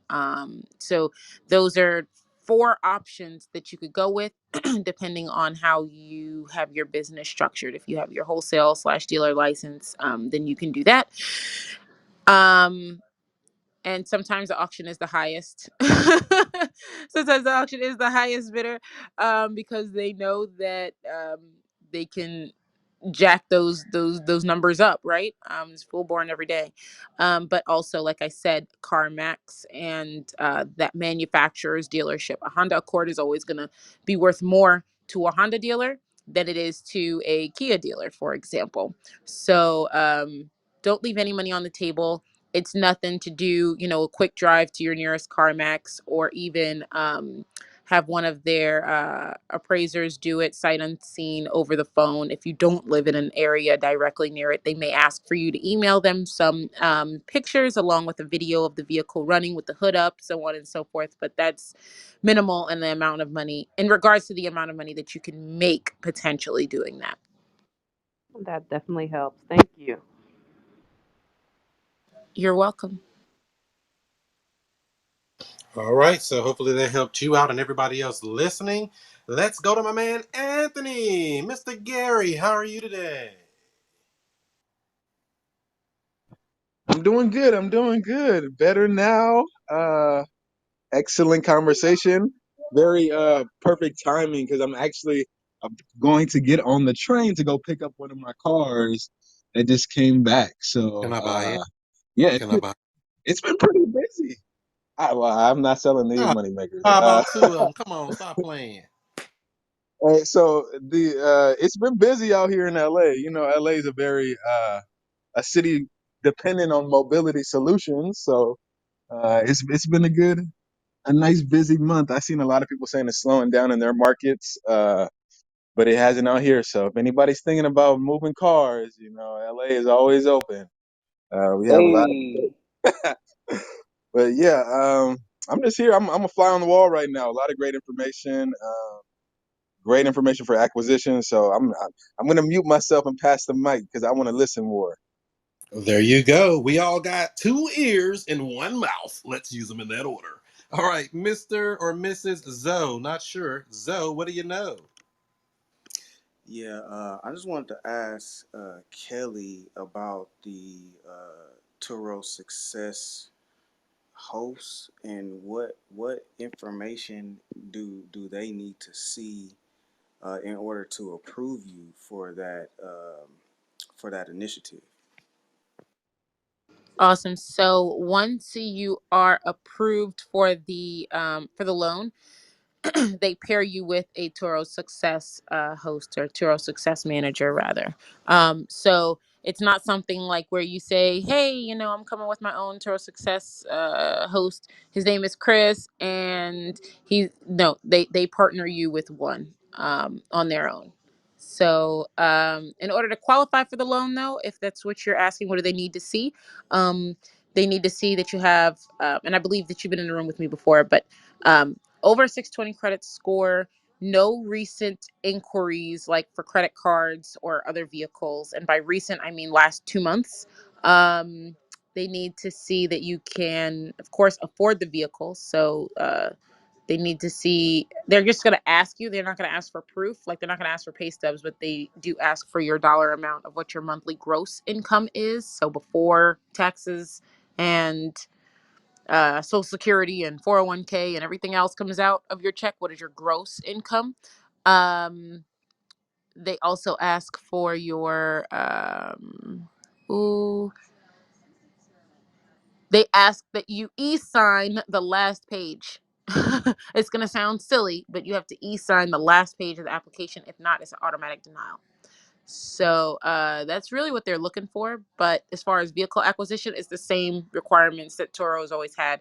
No car more than 12 years, no cars over 130,000 miles, and no open recalls. And you can check that out with the National Highway Transportation Safety Administration. And no salvage or rebuilt titles. Thank you for that. But I was more wanting to know what the, because it seems like the success host uh, person has to, after you get approved for the loan, they have to say, okay, they have to approve you as well. And so I was Oh, just yes, your wondering, business plan. That's the part you're talking about? well, if that's was what they're looking for, I was just wondering what the success host was looking for when you do meet with them, and what we need to be able to be prepared. Got you. Got you. Okay. Yes. So you should have a business plan. It is not mandatory, but it is highly encouraged from them because they want to see what your scalable plans are moving forward. They want to see what your plans are for the next 6 months, year and a half, 2 years. And remember, the reps that I've spoken to said it is not mandatory, but it is highly encouraged because they're looking to support young entrepreneurs. So they're trying to avert people who are just looking to get an interest-free used car loan. They're looking to build the community essentially. So that's why it's highly encouraged that you do have a business plan um, that includes scalability. It includes an exit strategy, and it includes also your maintenance plans, like how you plan on providing maintenance for your vehicles and what that looks like. So that's really what they're looking for. They'll help you with all the same things that, of course, we've been helping with in the rooms, like how to figure out which vehicle works best in your market and so on and so forth. But they do want to see a general business plan for sure. Okay, so that's the only thing that we need to have as a prerequisite prior to speaking with them. Correct, because you don't need to be a business. You can be an individual. Um, they're issuing it to both individuals and businesses, but you don't have to already have an established like LLC or INC or LLP or anything like that.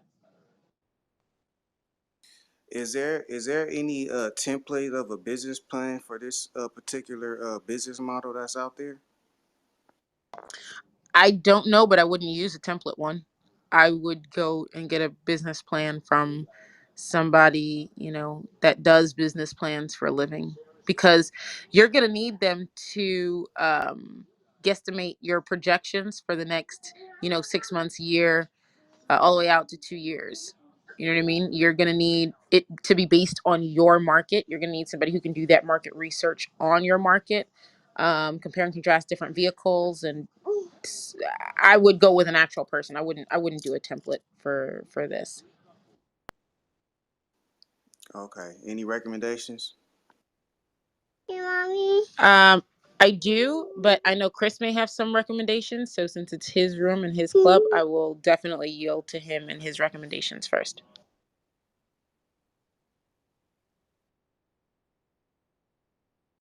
Mommy. Unless he's away from his phone, at which point I will say Coach John Austin or Latangela Sanderson. Those are my two go-tos for business plans. And JP, If I may ask a I question. got your message, bro. Fly safe. Traveling mercies to you, my brother. There you go, JP. Peace. He's out of here. So yeah, just shoot her a back channel. She'll get you connected with somebody. So you'll be good to go. All right. So hopefully that helps. Sir, you were trying to jump back in? Yeah, so sorry about that. I'm in traffic. I just got cut off. But yeah, I just want like what are the risks of you know, obviously besides somebody wrecking your car and you having to pay for it, what are some of the other risks that may you know that may have had you guys like I don't want to do this, but then you overcame it, if that makes sense.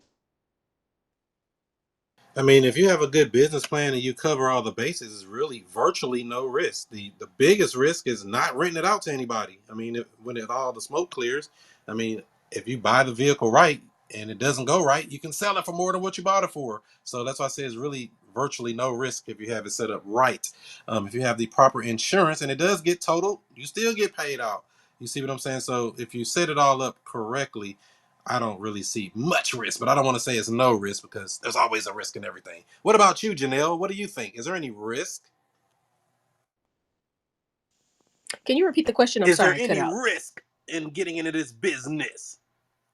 Well, there's always a risk to any business, but I guess the question is, you know, not just the risk, but the reward. So, the risks are getting the cars, maybe for the wrong price, or getting a car that doesn't rent out. But I think you can mitigate all of those risks by doing all of the research that everybody on the stage has talked about, researching your market, what type of cars for your market, um, getting the best price for the car at the outset so you're not overpaying, and then getting somebody to coach you. So I think that there's a way to mitigate all of those risks if you take all of those steps that we've been talking about today.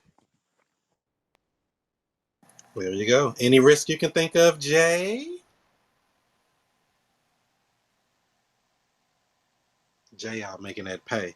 So yeah, hopefully that gives you some ideas, sir. Like most of the stuff, like I say, long as you cover on purchasing the vehicle at the proper price, figuring out how you're going to handle operations, daily operations, the cleaning of the vehicles, delivery of the vehicles if you choose to do deliveries, things like that, how you're going to get the car back, etc. And keeping the maintenance up on the vehicles, as long as you cover those main bases as well as insurance. I mean, what else is there to do other than make money? Like it ain't funny. I got one, Chris. What about the process, like the actual claims process, um, through these platforms? Because a lot of them, I mean, Turo, Get Around, whatever. To me, they're more like insurance companies than they are actual like digital marketing platforms. So they have like very strict processes as far as like pictures, pre-trip, etc. So definitely follow whatever instruction they give you on there, like make sure that you're aware of those processes, because if not, you can have like claims and other stuff denied. That's just my 2 cents. Hey, you cooking with hot fish grease, Anthony. They will deny your claim for any reason, just like any insurance. They're looking for a reason not to pay it out. So we don't want to give them a reason. We want to take plenty of pictures all the way around the vehicle, close-ups of the wheels, inside and out. You definitely want to do a trip photos, multiple pre-trip photos every trip, because if you don't, it'll be the one you should have. So hopefully that gives some information to the people. Like I said, this room we do each and every Friday, 3:15 Central Standard Time, talking about car Turo, car sharing, and making money like it ain't funny. Salvador, how are you today? Hey, how you doing? I'm doing fine. Just getting through this sickness I got going on, but kind of multitasking, listening in. Should I Appreciate put you having should I this put my room. mask on? No, I think I'm clear. It's been 14 days for Yeah, myself, I think so I just got over something too, but I don't know if it was the Rona or not. All I know is it didn't feel right, right. so glad you're feeling better. What's on your mind for today? So I'm just absorbing all the information. Appreciate you guys putting this out there. Um, but fairly new to Clubhouse, so just information overload right now. But I just had a quick question regarding the vehicles you use. Is it mainly ICE vehicles, like internal combustion engines, or has anyone explored the EV market, Yes, the electric vehicles? yes, sir.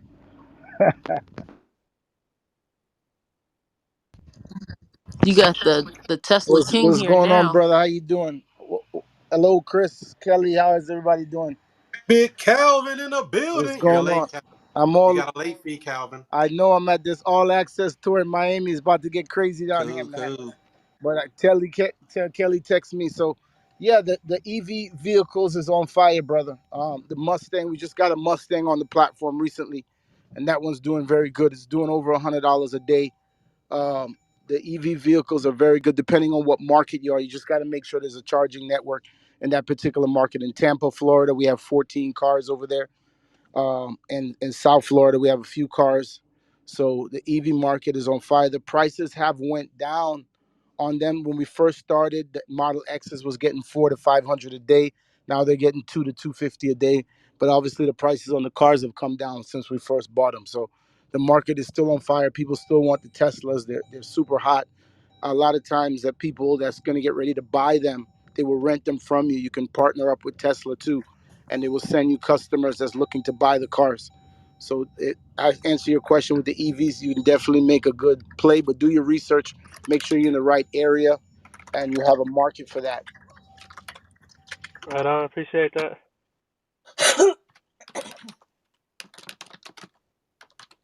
Well, good thing you wasn't cussing nobody out, Janelle, because we would have heard the whole thing. Sorry about that. I know, right? Ooh. Good thing you. Good thing you don't do nothing bad, because we would have heard it all. That's right. So yeah. Calvin, give them a little intro. What do you do in this car business? How can you help people and add some value to their lives?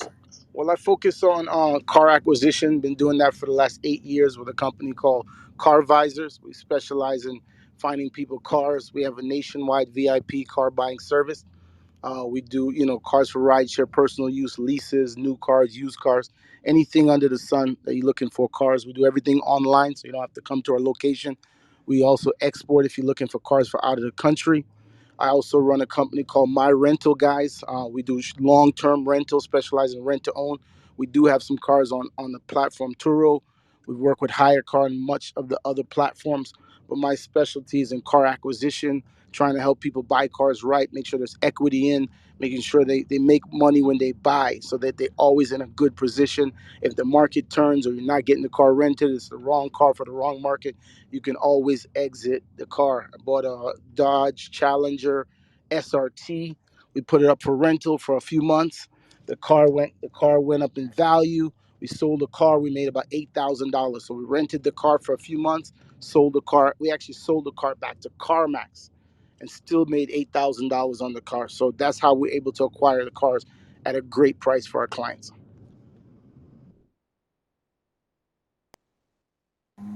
Now, Boom. Calvin, you gotta drop some super gems and nuggets because I was late and I came in as Chris says, swinging and bucking and swinging. So now you gotta hit him with the uppercuts, the lefts, the rights, and the jabs, all of it. And every time Chris is in the room, I stay woke, man. So I'm ready. I'm ready. Yes. That's the name of the game. Thanks for jumping in, Calvin. We appreciate you being here. Salvador, did that get your question answered, or did you have another? Chris, I think you got to do a room on creative car buying, brother. Creative car buying. That's your next We room, can do Chris. it next Friday. That's right. Let's do it. You Yeah, done there, Salvador? Or you got another one? yeah, I'm here. No, I'm good. I'm just gonna listen in. There's so much information you guys are giving out. Appreciate it. Salvador, you got to do your research because the Teslas are pretty expensive depending on what you're buying. So if you're picking up one Tesla, let's say a Model 3 Tesla, right now Model 3 Tesla, they don't have the base model. So even if you order them brand new or even used, you're gonna pay about 50,000, give or take, for the Tesla.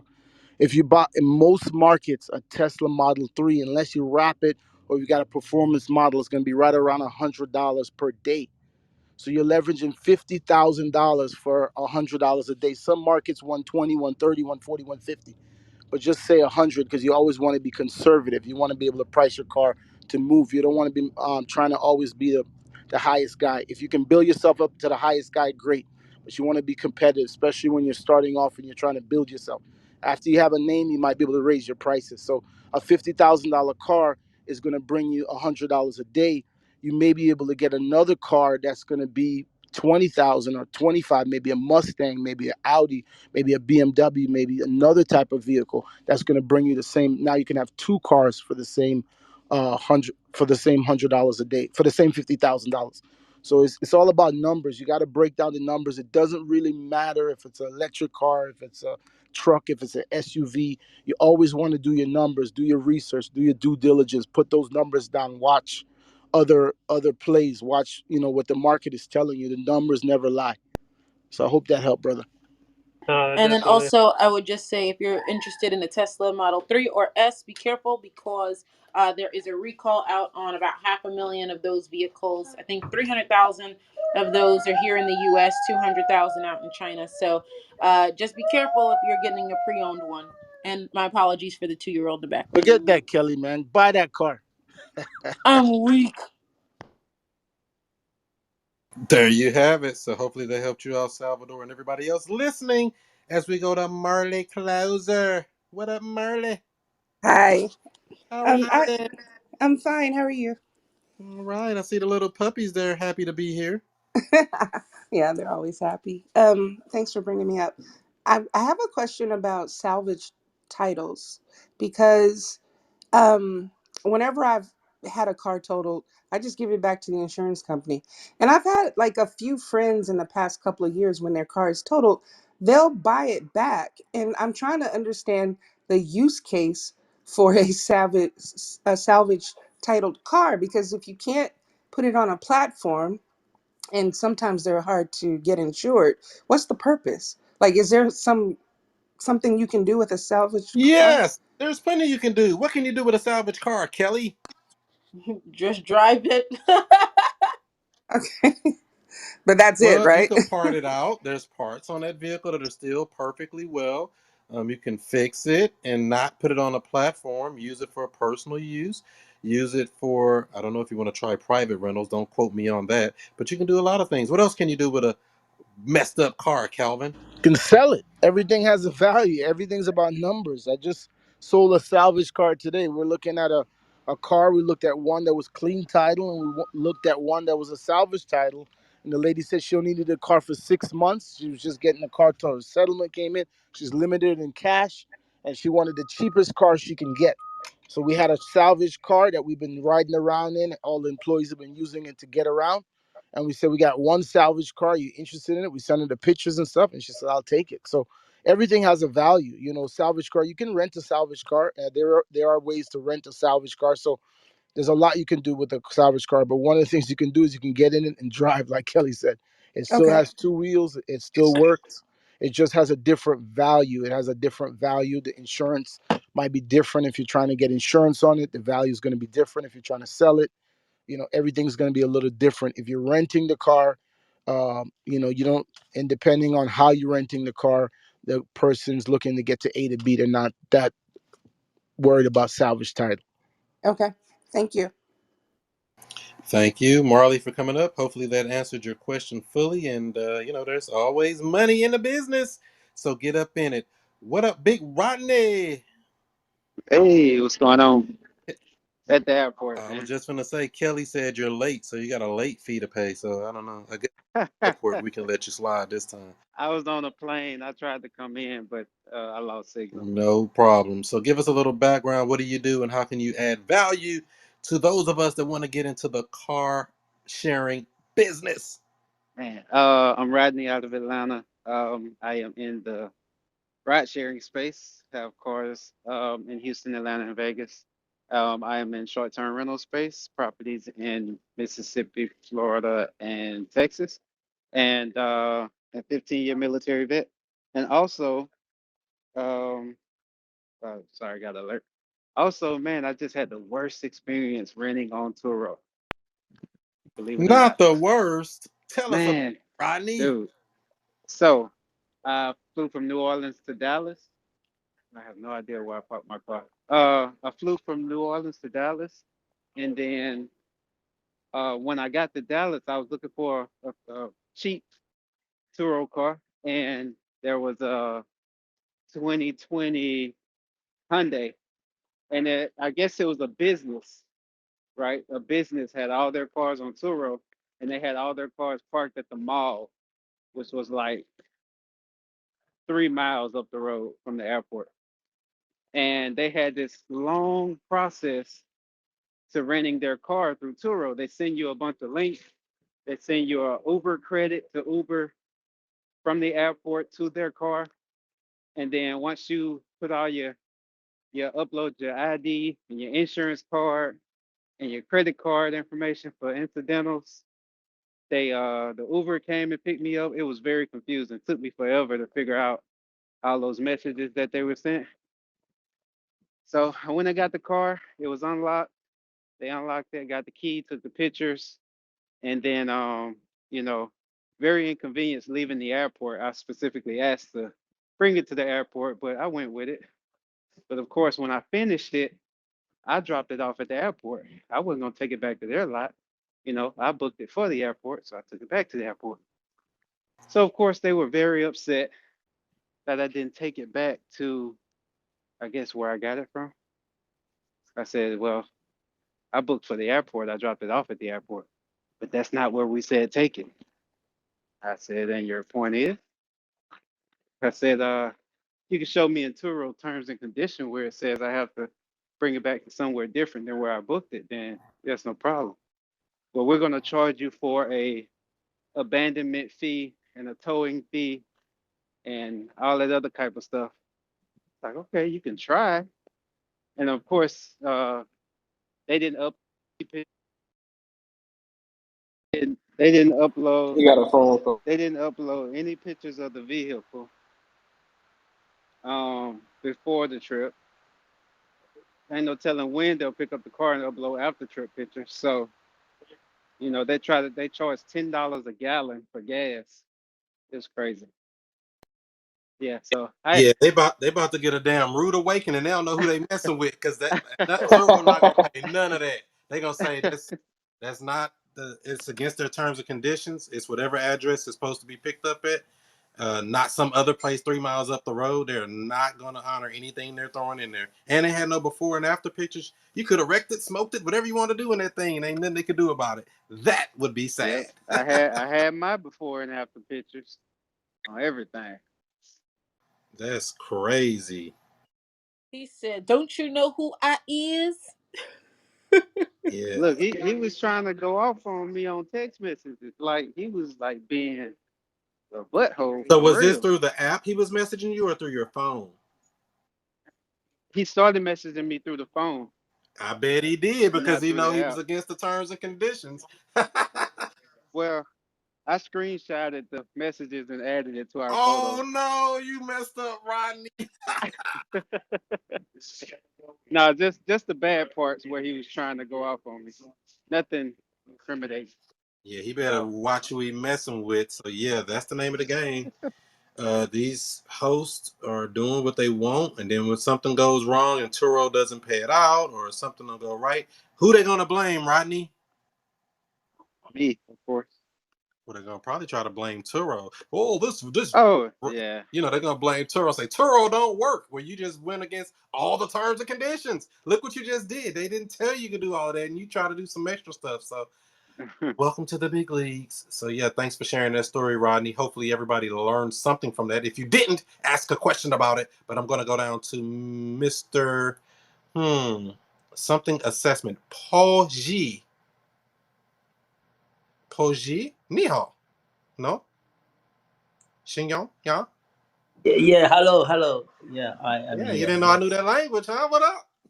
Uh, I came from Hong See, Kong. you didn't know I knew I some was Mandarin. I just might learn to speak Mandarin, Japanese for the yen that I'm handling. Oh, that's good. I'm learning real estate.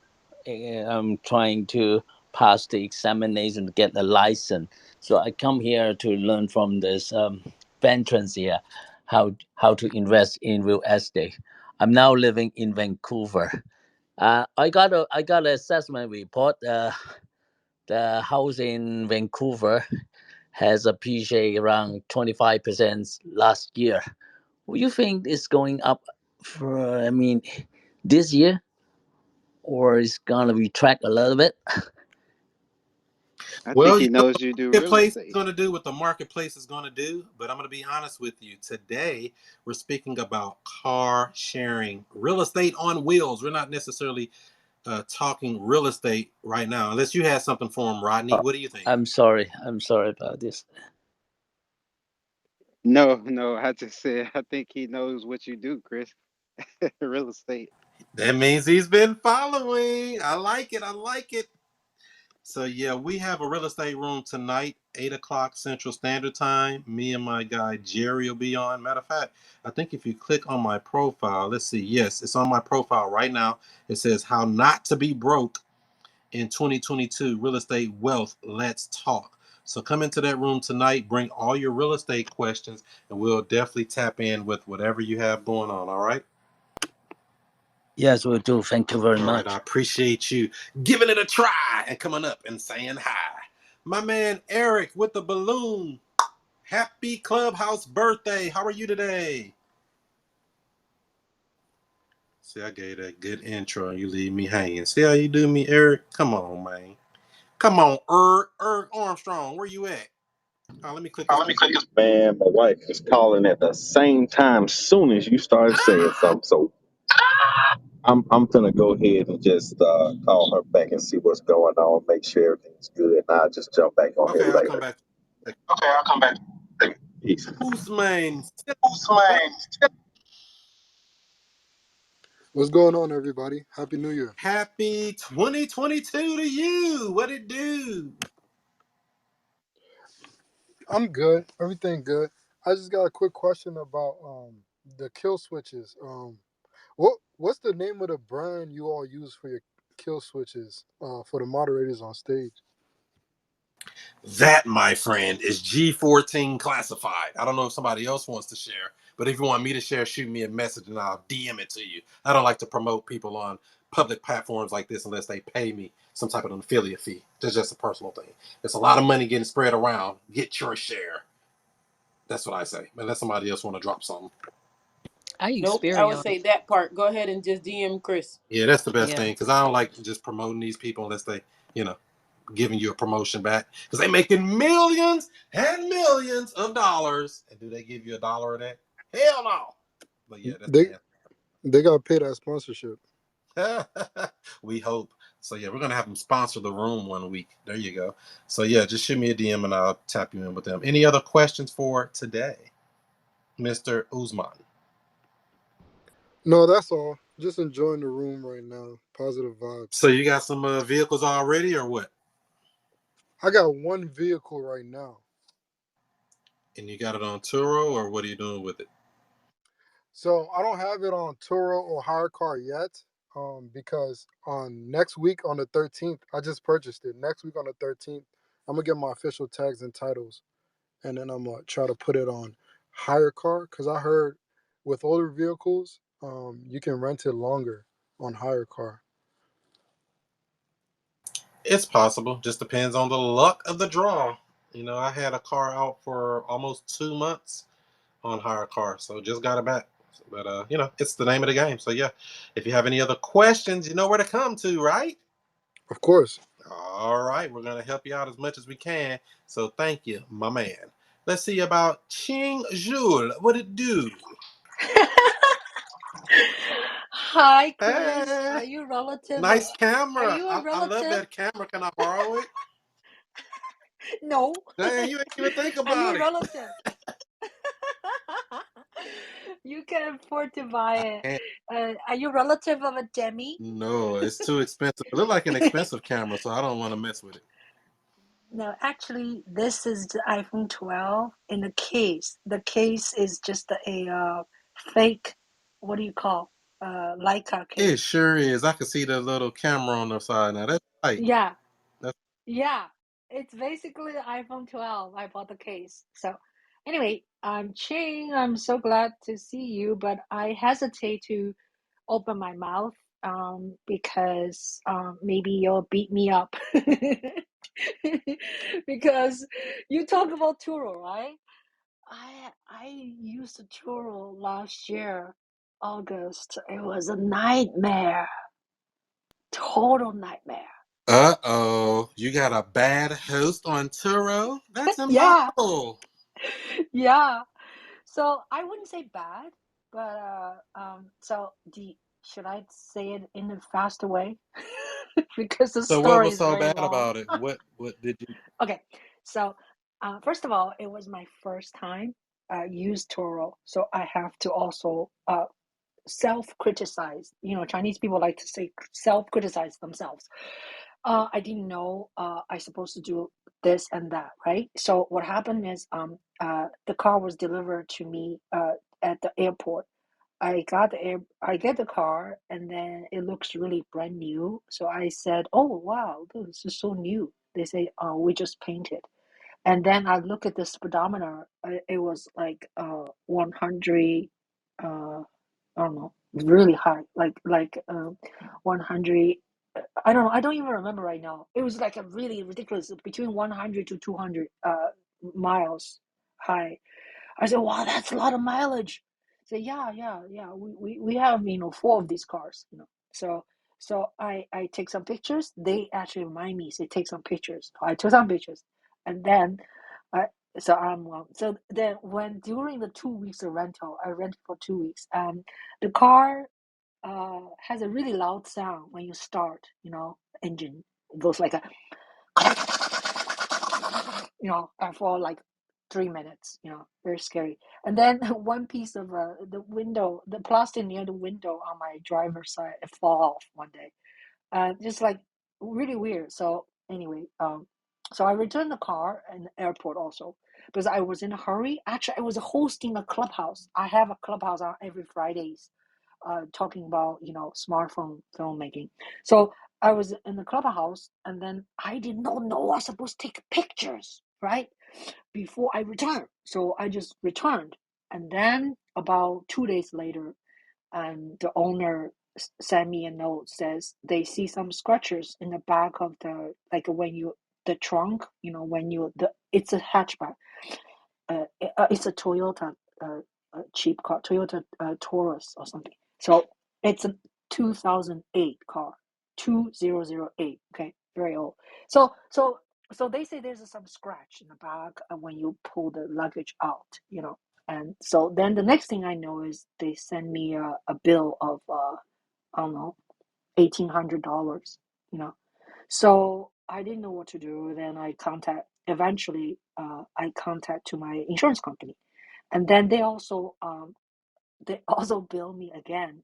And then when I didn't respond in 3 days, they send the whole thing to a collection office. So the whole thing was a nightmare. So finally, I have a car and I have car insurance as Geico.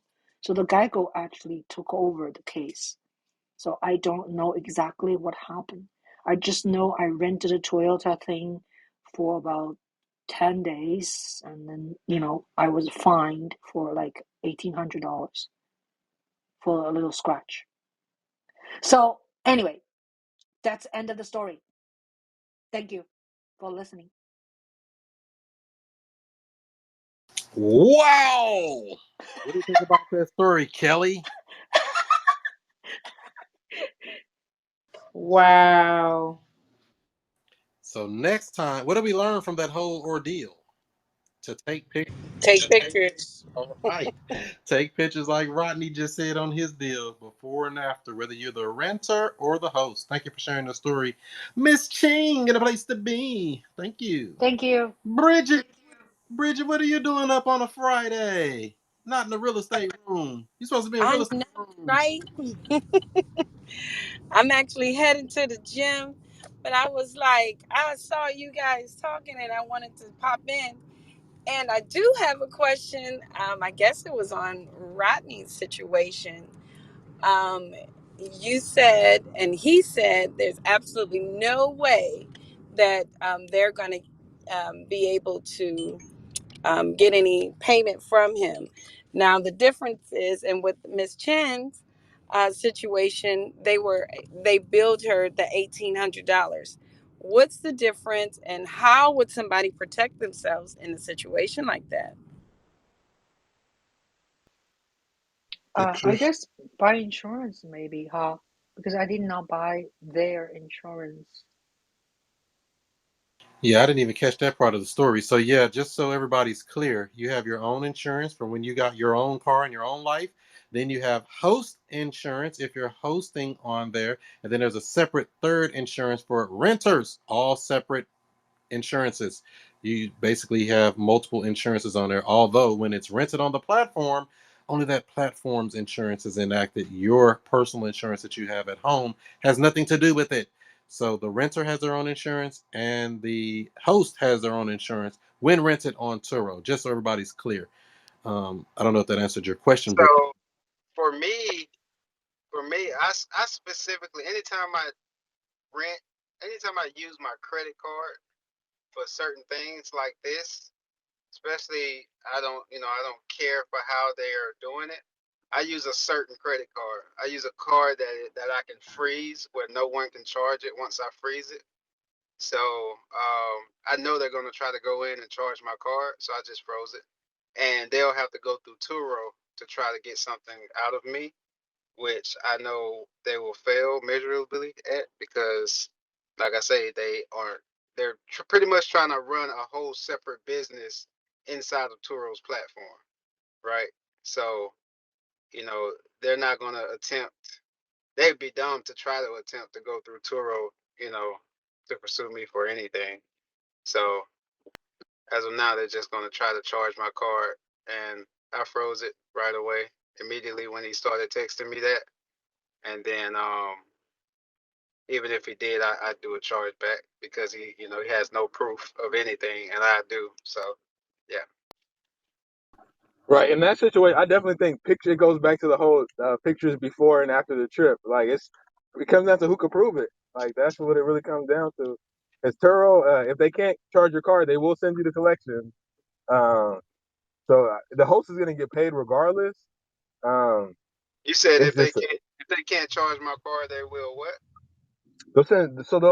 they'll send their accounts receivable team will send like a collection notice, Ooh, I can't basically wait stating for that that. if I'm they can prove that, if they can, yeah, that's what I'm saying, if they can prove it. But it sounds like in your situation, you're saying that the host couldn't prove it, right? So, essentially, it doesn't really apply to you. yeah. and I want to be clear about something too. Yes, on Turo, the host will get paid. However, on the app called HyreCar, you may not get paid. Just so y'all know, it's a whole nother booger on a different app. So hopefully that rounds that up. Any other questions on the stage? Questions is what we want. Question. I have a couple questions. So I'm Dina. I live in the Bay Area, and I just had this aha a couple weeks ago that I have two cars. I'm a single mom. Let me put them up on Turo. I can't drive two cars at one time. Um, but so brand new to this, I just started putting my profile together. But one of my cars, it's a four-wheel drive SUV, be a great car to take up to the mountains, a big family car. But it's a 2017, so it has some scratches on it. Do I need to like repair all of those? Nothing significant. No. Um, Oh, my biggest money making cars got scratches all on them, and I just sell them okay. all the time and make plenty of money on them. My cash cars. One of them even got a little dent in Well, it. there's always a but. I Come got a on with but a for butt you. with them. Drop a butt on them. Cigarette butt. So if the renter takes pictures of that panel and it's got scratches on it, and the renter has an accident in your car, right? And then you show where that big old hole that they put in that panel is there. Turo is going to see the scratches before that accident, and they're going to deduct whatever they think they should deduct for that damage that's already there minus the X. So if you went and got a quote that said $3,000 for that big hole in that panel, Yeah, I could live with that. I've been living with the scratches for quite a few years. And they're mostly on like the tires.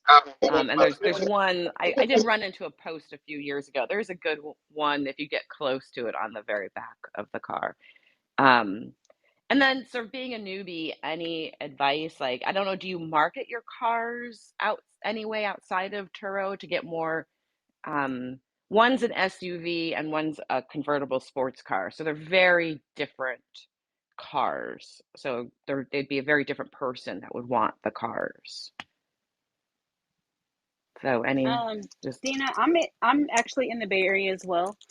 I have a variety of cars. I have, Audi A7s. I have Range Rovers. I have all different type of cars. I actually use Instagram to kind of market my vehicles, okay. as well as Facebook. I do have a business Facebook page for my rental car business. So that's another way that you can market in the Bay Area. Out of curiosity, so my big car is a Land Rover. It's a Discovery Land Rover, I have and I've been struggling That's about like my what you best car. charge a day. So I Oh, is have it? I have one as well. I have a white one. And that's my most rented vehicle. I get a lot of people that fly in from all over, and that car is always like that's my car that's always gone. Like that car is never. I mean, it's off the platform right now because I just had an incident with the headlight. But I try to price that car because it is a seven seater. But I just try to price that car. What it is take really, really good pictures. Your Okay, That car will stay rented if you have really, really good photos on the inside and out. And when you do take the pictures, just kind of make sure you take the pictures with the trunk open, with the seats down, and with the seats up, just that's a so good idea. that they can see that all right, that's a really good family car. Yeah, I have a seven-seater, and it's a diesel. It's a diesel turbo. It's a fun car. Um, and my other one's a Jaguar convertible. And also, Jay, But they're fun cars. What do you recommend as far as a location to take these pictures that you're talking about, as far as background, etc.? What I did was I found an empty parking lot. And I just really like what I did was I opened, I took, of course, the profile of the vehicle, and then I opened the doors, so they can kind of see like the full size of the vehicle. Like I'll take one picture with all the doors open, with the trunk open, with just the driver, just kind of play around with your photos. But I would recommend a really empty parking lot. Daytime, really, really good photos. Okay. That's right. You want to put that sun on your back and get on the attack. So I don't know if you see that link above. I took most of my pictures on a background like that with the St. Louis Arch in the background. Make you feel like you're in town, like, oh, even though the car is not located anywhere near that. It just looks good on the background, I thought. So just giving some ideas on photos. Any other questions, Miss Dina? No, I think that's it. I don't know. It's one of those things. I don't know why I never had this idea until recently. Like I said before, I can't drive them both at the same time. So there's only one me and two Let me cars. buy So one. I might as well make some income. Can I buy one? What was Hey, that? Miss Dina, this is Kelly. I would just say, if you really like that turbo diesel, don't put it on the platform. Like, if you have any type of an emotional tie to it, don't do it. Because I heard how you said it's a turbo diesel. It's a fun car. My 335, my BMW 335 is also a diesel. It's not on the platform, even though it's a little older, because I would be devastated if anything happened to that car. But also, if you don't have any attachment to it, make sure that the renter knows it's a diesel, because that can Yeah, make a difference for them. I know for people like you and me, it doesn't make a damn bit of difference. But for some other people who may be not as well versed in the fact that it's very similar, you just go and drive, right? They may not know, oh, this gas station here doesn't actually have diesel yeah. gas and I'm all the way out, kind of thing.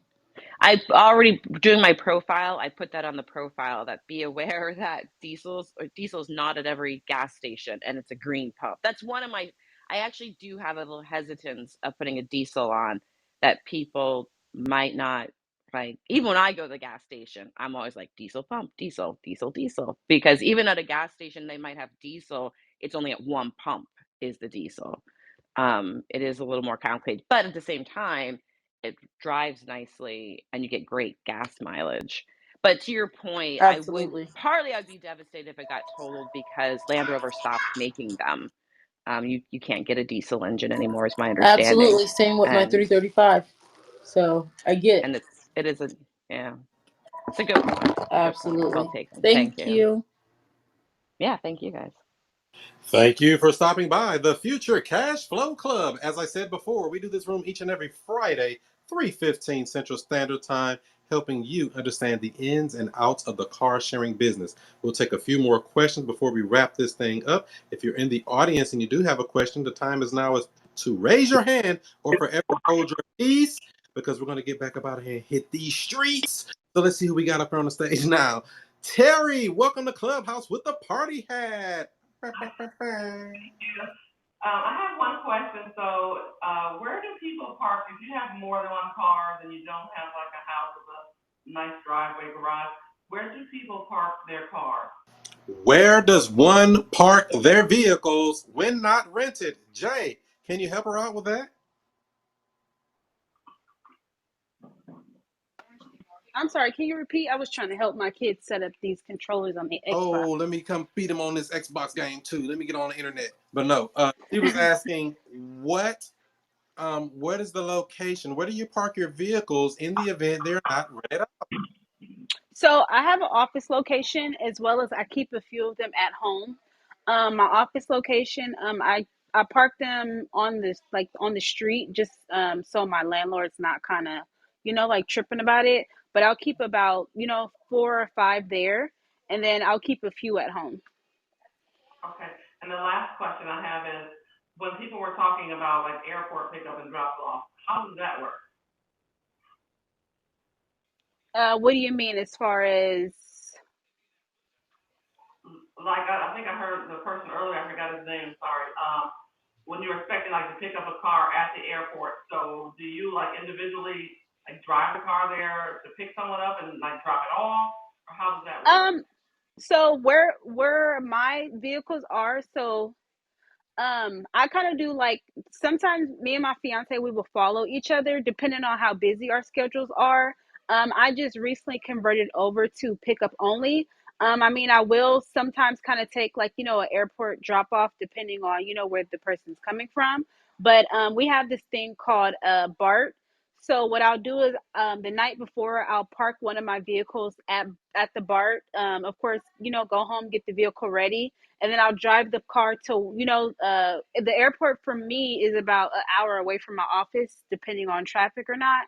I'll drop the car up there, and then I'll BART back to to get my other vehicle to be able to still go on about my day. Okay, thank you. So there you go, Miss Terry. Hopefully that information helped you out and everybody else listening in the audience, because there's a lot of moving parts when it comes to these vehicles. Remember, we got to keep them clean, sanitized, ready to go, because you just don't know when the next one is coming in. So thanks again, Miss Terry. As we step back up to Marley, Hey, sorry, I have another question. I have I have another two cars. answer. One of my cars, it's a Volvo S60. It doesn't come with a flat tire, and I found out that a lot of cars were kind of made that way, where they didn't provide the spare tire kit. Like they would just give you that thing that inflates the tire. But for Turo purposes or car rental purposes, should I go ahead and buy the spare tire kit for renters, or is that not a requirement? What is your recommendation? Let's see what Kelly thinks about that. Kelly, what do you think? So interestingly enough, I was just talking with my brother about this yesterday, and give me a second. I'm trying to see if I can find what I recommended to him so I can give you the exact name. But essentially, it is a version of Fix a Flat, but it's not just Fix a Flat. Yeah. It's also got the here it is, the Slime Smart Spare. It is at AutoZone, and normally I don't promote other people's products, but for the purpose of your question, it's Hmm. like $25. But the great thing about it is it comes with the inflator kit as Yeah. well as the tire repair spray.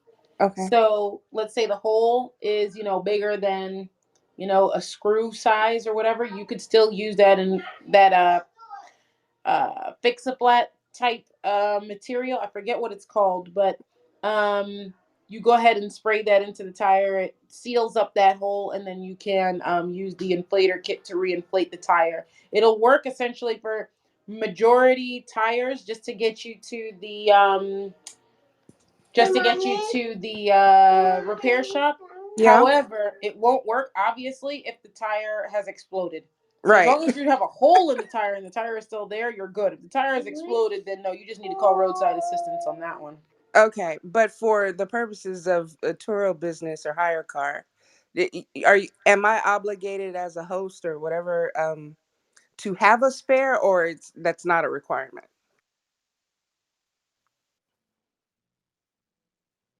I I don't would believe refer that's a to the requirement.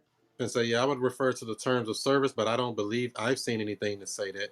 Um, Okay. because just keep in mind also, Turo does have roadside assistance. Hmm. In the event that they find that it's something that is your fault, meaning the car broke down because fault, they're going to charge you. But if it's something of the renter's fault, they're going to charge them, but they're going to Yeah. charge somebody. So just, keep that in mind as well. Okay. That's good info, and thank you, Kelly, for that. I'll go buy some of that stuff. I didn't know about it. That, You're welcome. there she goes. Kelly helping out people once again, right here in the Future Cash Flow Club. Miss Colette, how are you? Hello there. Happy New Year. I'm grading yourself. 2022 is here. Are you happy? I'm excited. So, what are you going to accomplish in 2022 that you did not accomplish in 2021? uh, Put my car up on Come Turo. on with it. Come on with it. Alrighty, so I bought a Tesla specifically to put it on Turo, and it's very interesting. What do you guys are, the conversation, the questions that are being asked. I forgot who was speaking, but she did mention about if you have an attachment to the vehicle, like don't put it up.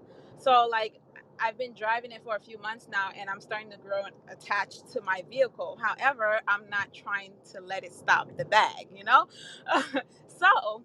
Um, the experience I've had so far with my Tesla is the battery losing charge, right?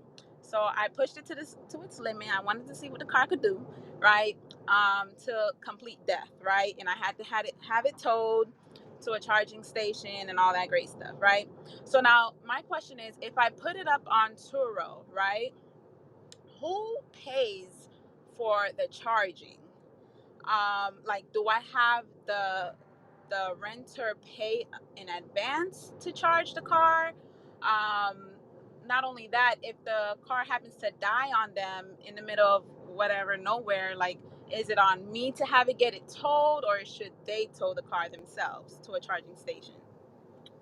I guess I could speak on that. I do have a Tesla that is currently on the Turo platform. Um, what I do is, I had it to where I had a guest that had rented it. She rented it for a whole month, and after 30 days, we had her. We sent her all the charges from her charging, and we invoiced her at the end of her trip. But she did have an incident where she came close, to running out of battery. So, I had my VAs actually send her messages like, hey, you're getting a little close. We recommend not, letting the car go over a certain percentage. Just because one, you don't want to kill the battery on your Tesla, of course. And you make sure that, they're safe as well as, your vehicle. We also had another guest that actually ran out of charge, and it was on them, because we were sending them messages letting them know like, hey, you're getting pretty close. So they were actually charged, to have they end up having to pay that cost to have the vehicle towed to the charging station. Okay, that's good to know. Now, what are the chances of them not paying the fee, or the invoice at the end of their term, I've their rental I've term? never had an issue, in all honesty, Okay. of getting reimbursed for those charges.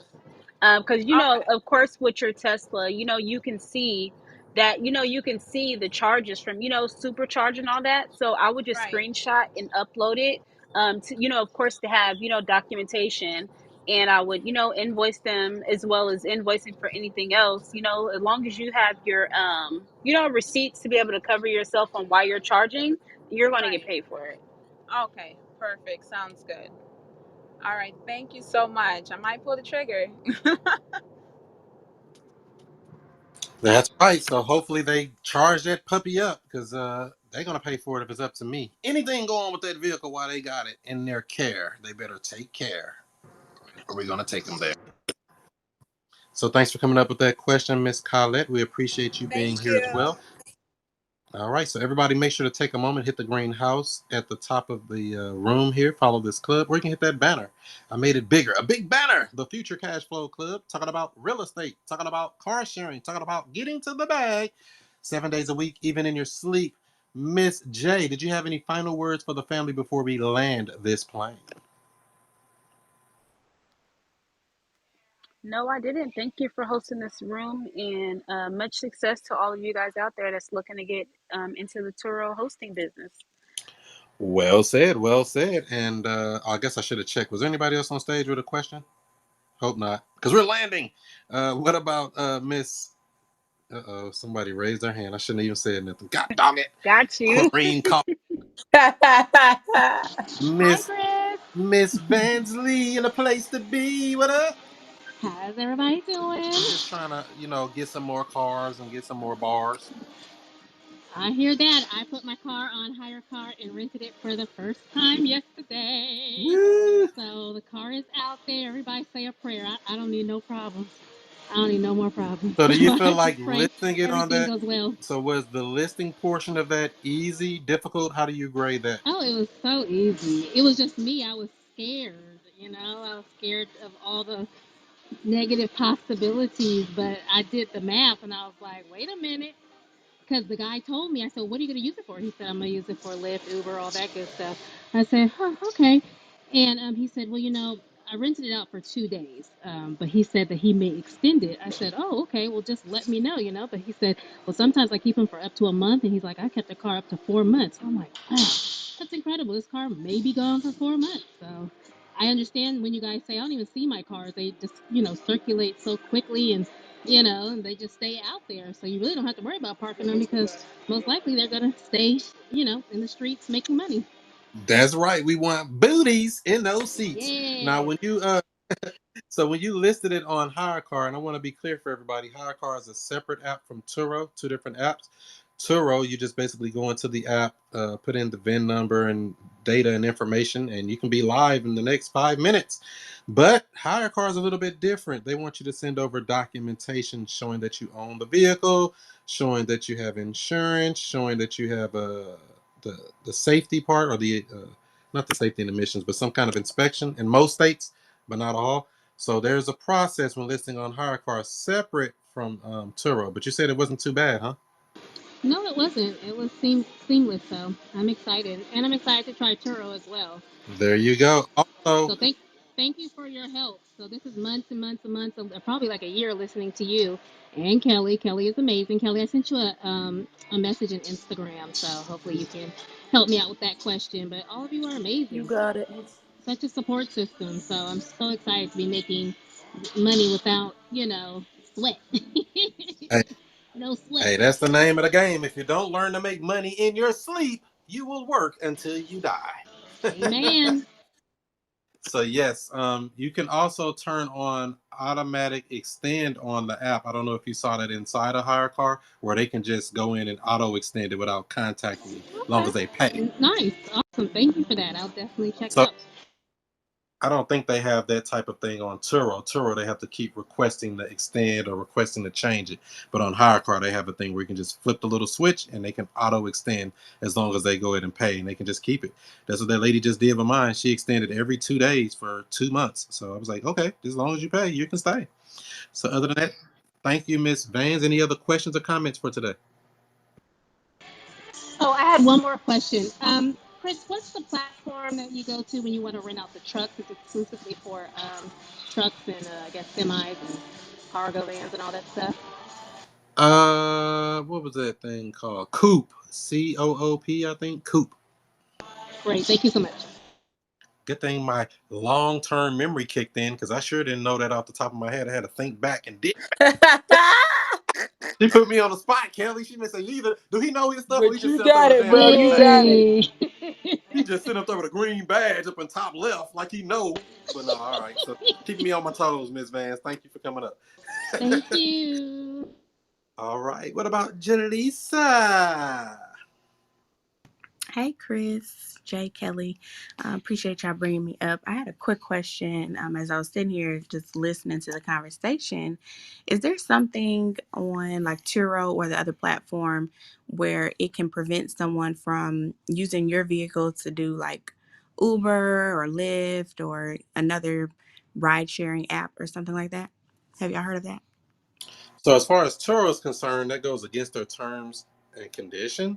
But HyreCar, that's actually what they're doing. They're renting your car on HyreCar to go drive on Uber, Lyft, DoorDash, Postmates, you name it. So it's just against the terms and conditions. I don't think they have anything to prevent you from doing it. But if you get caught, you got to take that walk. Any comments, Kelly or Jay? Nope. I second that. So there you go, Jaleesa. Hopefully that was nice, sweet as we end this street. Any other questions for today? Yes, one question. This is Colette. Colette, we Um, missed you for about two people. Welcome back. it's so funny. Alrighty, listen. She made a point. I wanted to know: is there a way you can limit renters from going like too far out of town with your vehicle? So, like for example, I'm in Miami. I don't want anybody going further than Orlando. Could I put a restriction on them or no? You're not really supposed to. However, I've done it. You'd have to look over the terms and conditions on that part. You can do what they call geofencing, where you can be alerted if somebody goes out of the area, and you can let them know ahead of time, hey, this vehicle's for local use only. But like I said, that's really not a thing you can really do, but I've done it before. Any comments, Jay or Kelly? No, I mean I have my cars listed, the 200 miles per day. But I mean, of course, if they're charged, if they go anything beyond that, they're going to be charged. So honestly, I really don't. I try not to put a cap because I know like a lot of my cars are SUVs, and people are coming here to. I'm in Sacramento, so I'm about 2 hours away from Reno, Nevada, and of course that's where the snow is for us. So people really get the cars, and they may fly in and come grab the car and go up to the snow. So I mean, as long as they're paying for it, I honestly don't care. Yeah, and the reason I was saying that too, Colette, is because when I first started, I used to do something called unlimited miles. You see that little check mark on there when you do it? Unlimited miles on Turo. But here was the catch. When you read the paragraph, it said unlimited local miles. I used to say do not go out of 50 miles outside of St. Louis. But guess what? Somebody did it. Somebody drove one of my cars unlimited miles all the way to South Carolina, all the way up there by Kelly, and back. 3,000 miles on one of my cars. But what could I do about it? Jesus. Yeah, Woo. she pulled a slick one on me. So yeah, so I just don't do the unlimited miles anymore. I was just testing that for about 2 or 3 months. It worked good for a while, but I don't do that anymore. I just go ahead and do 200 miles a day.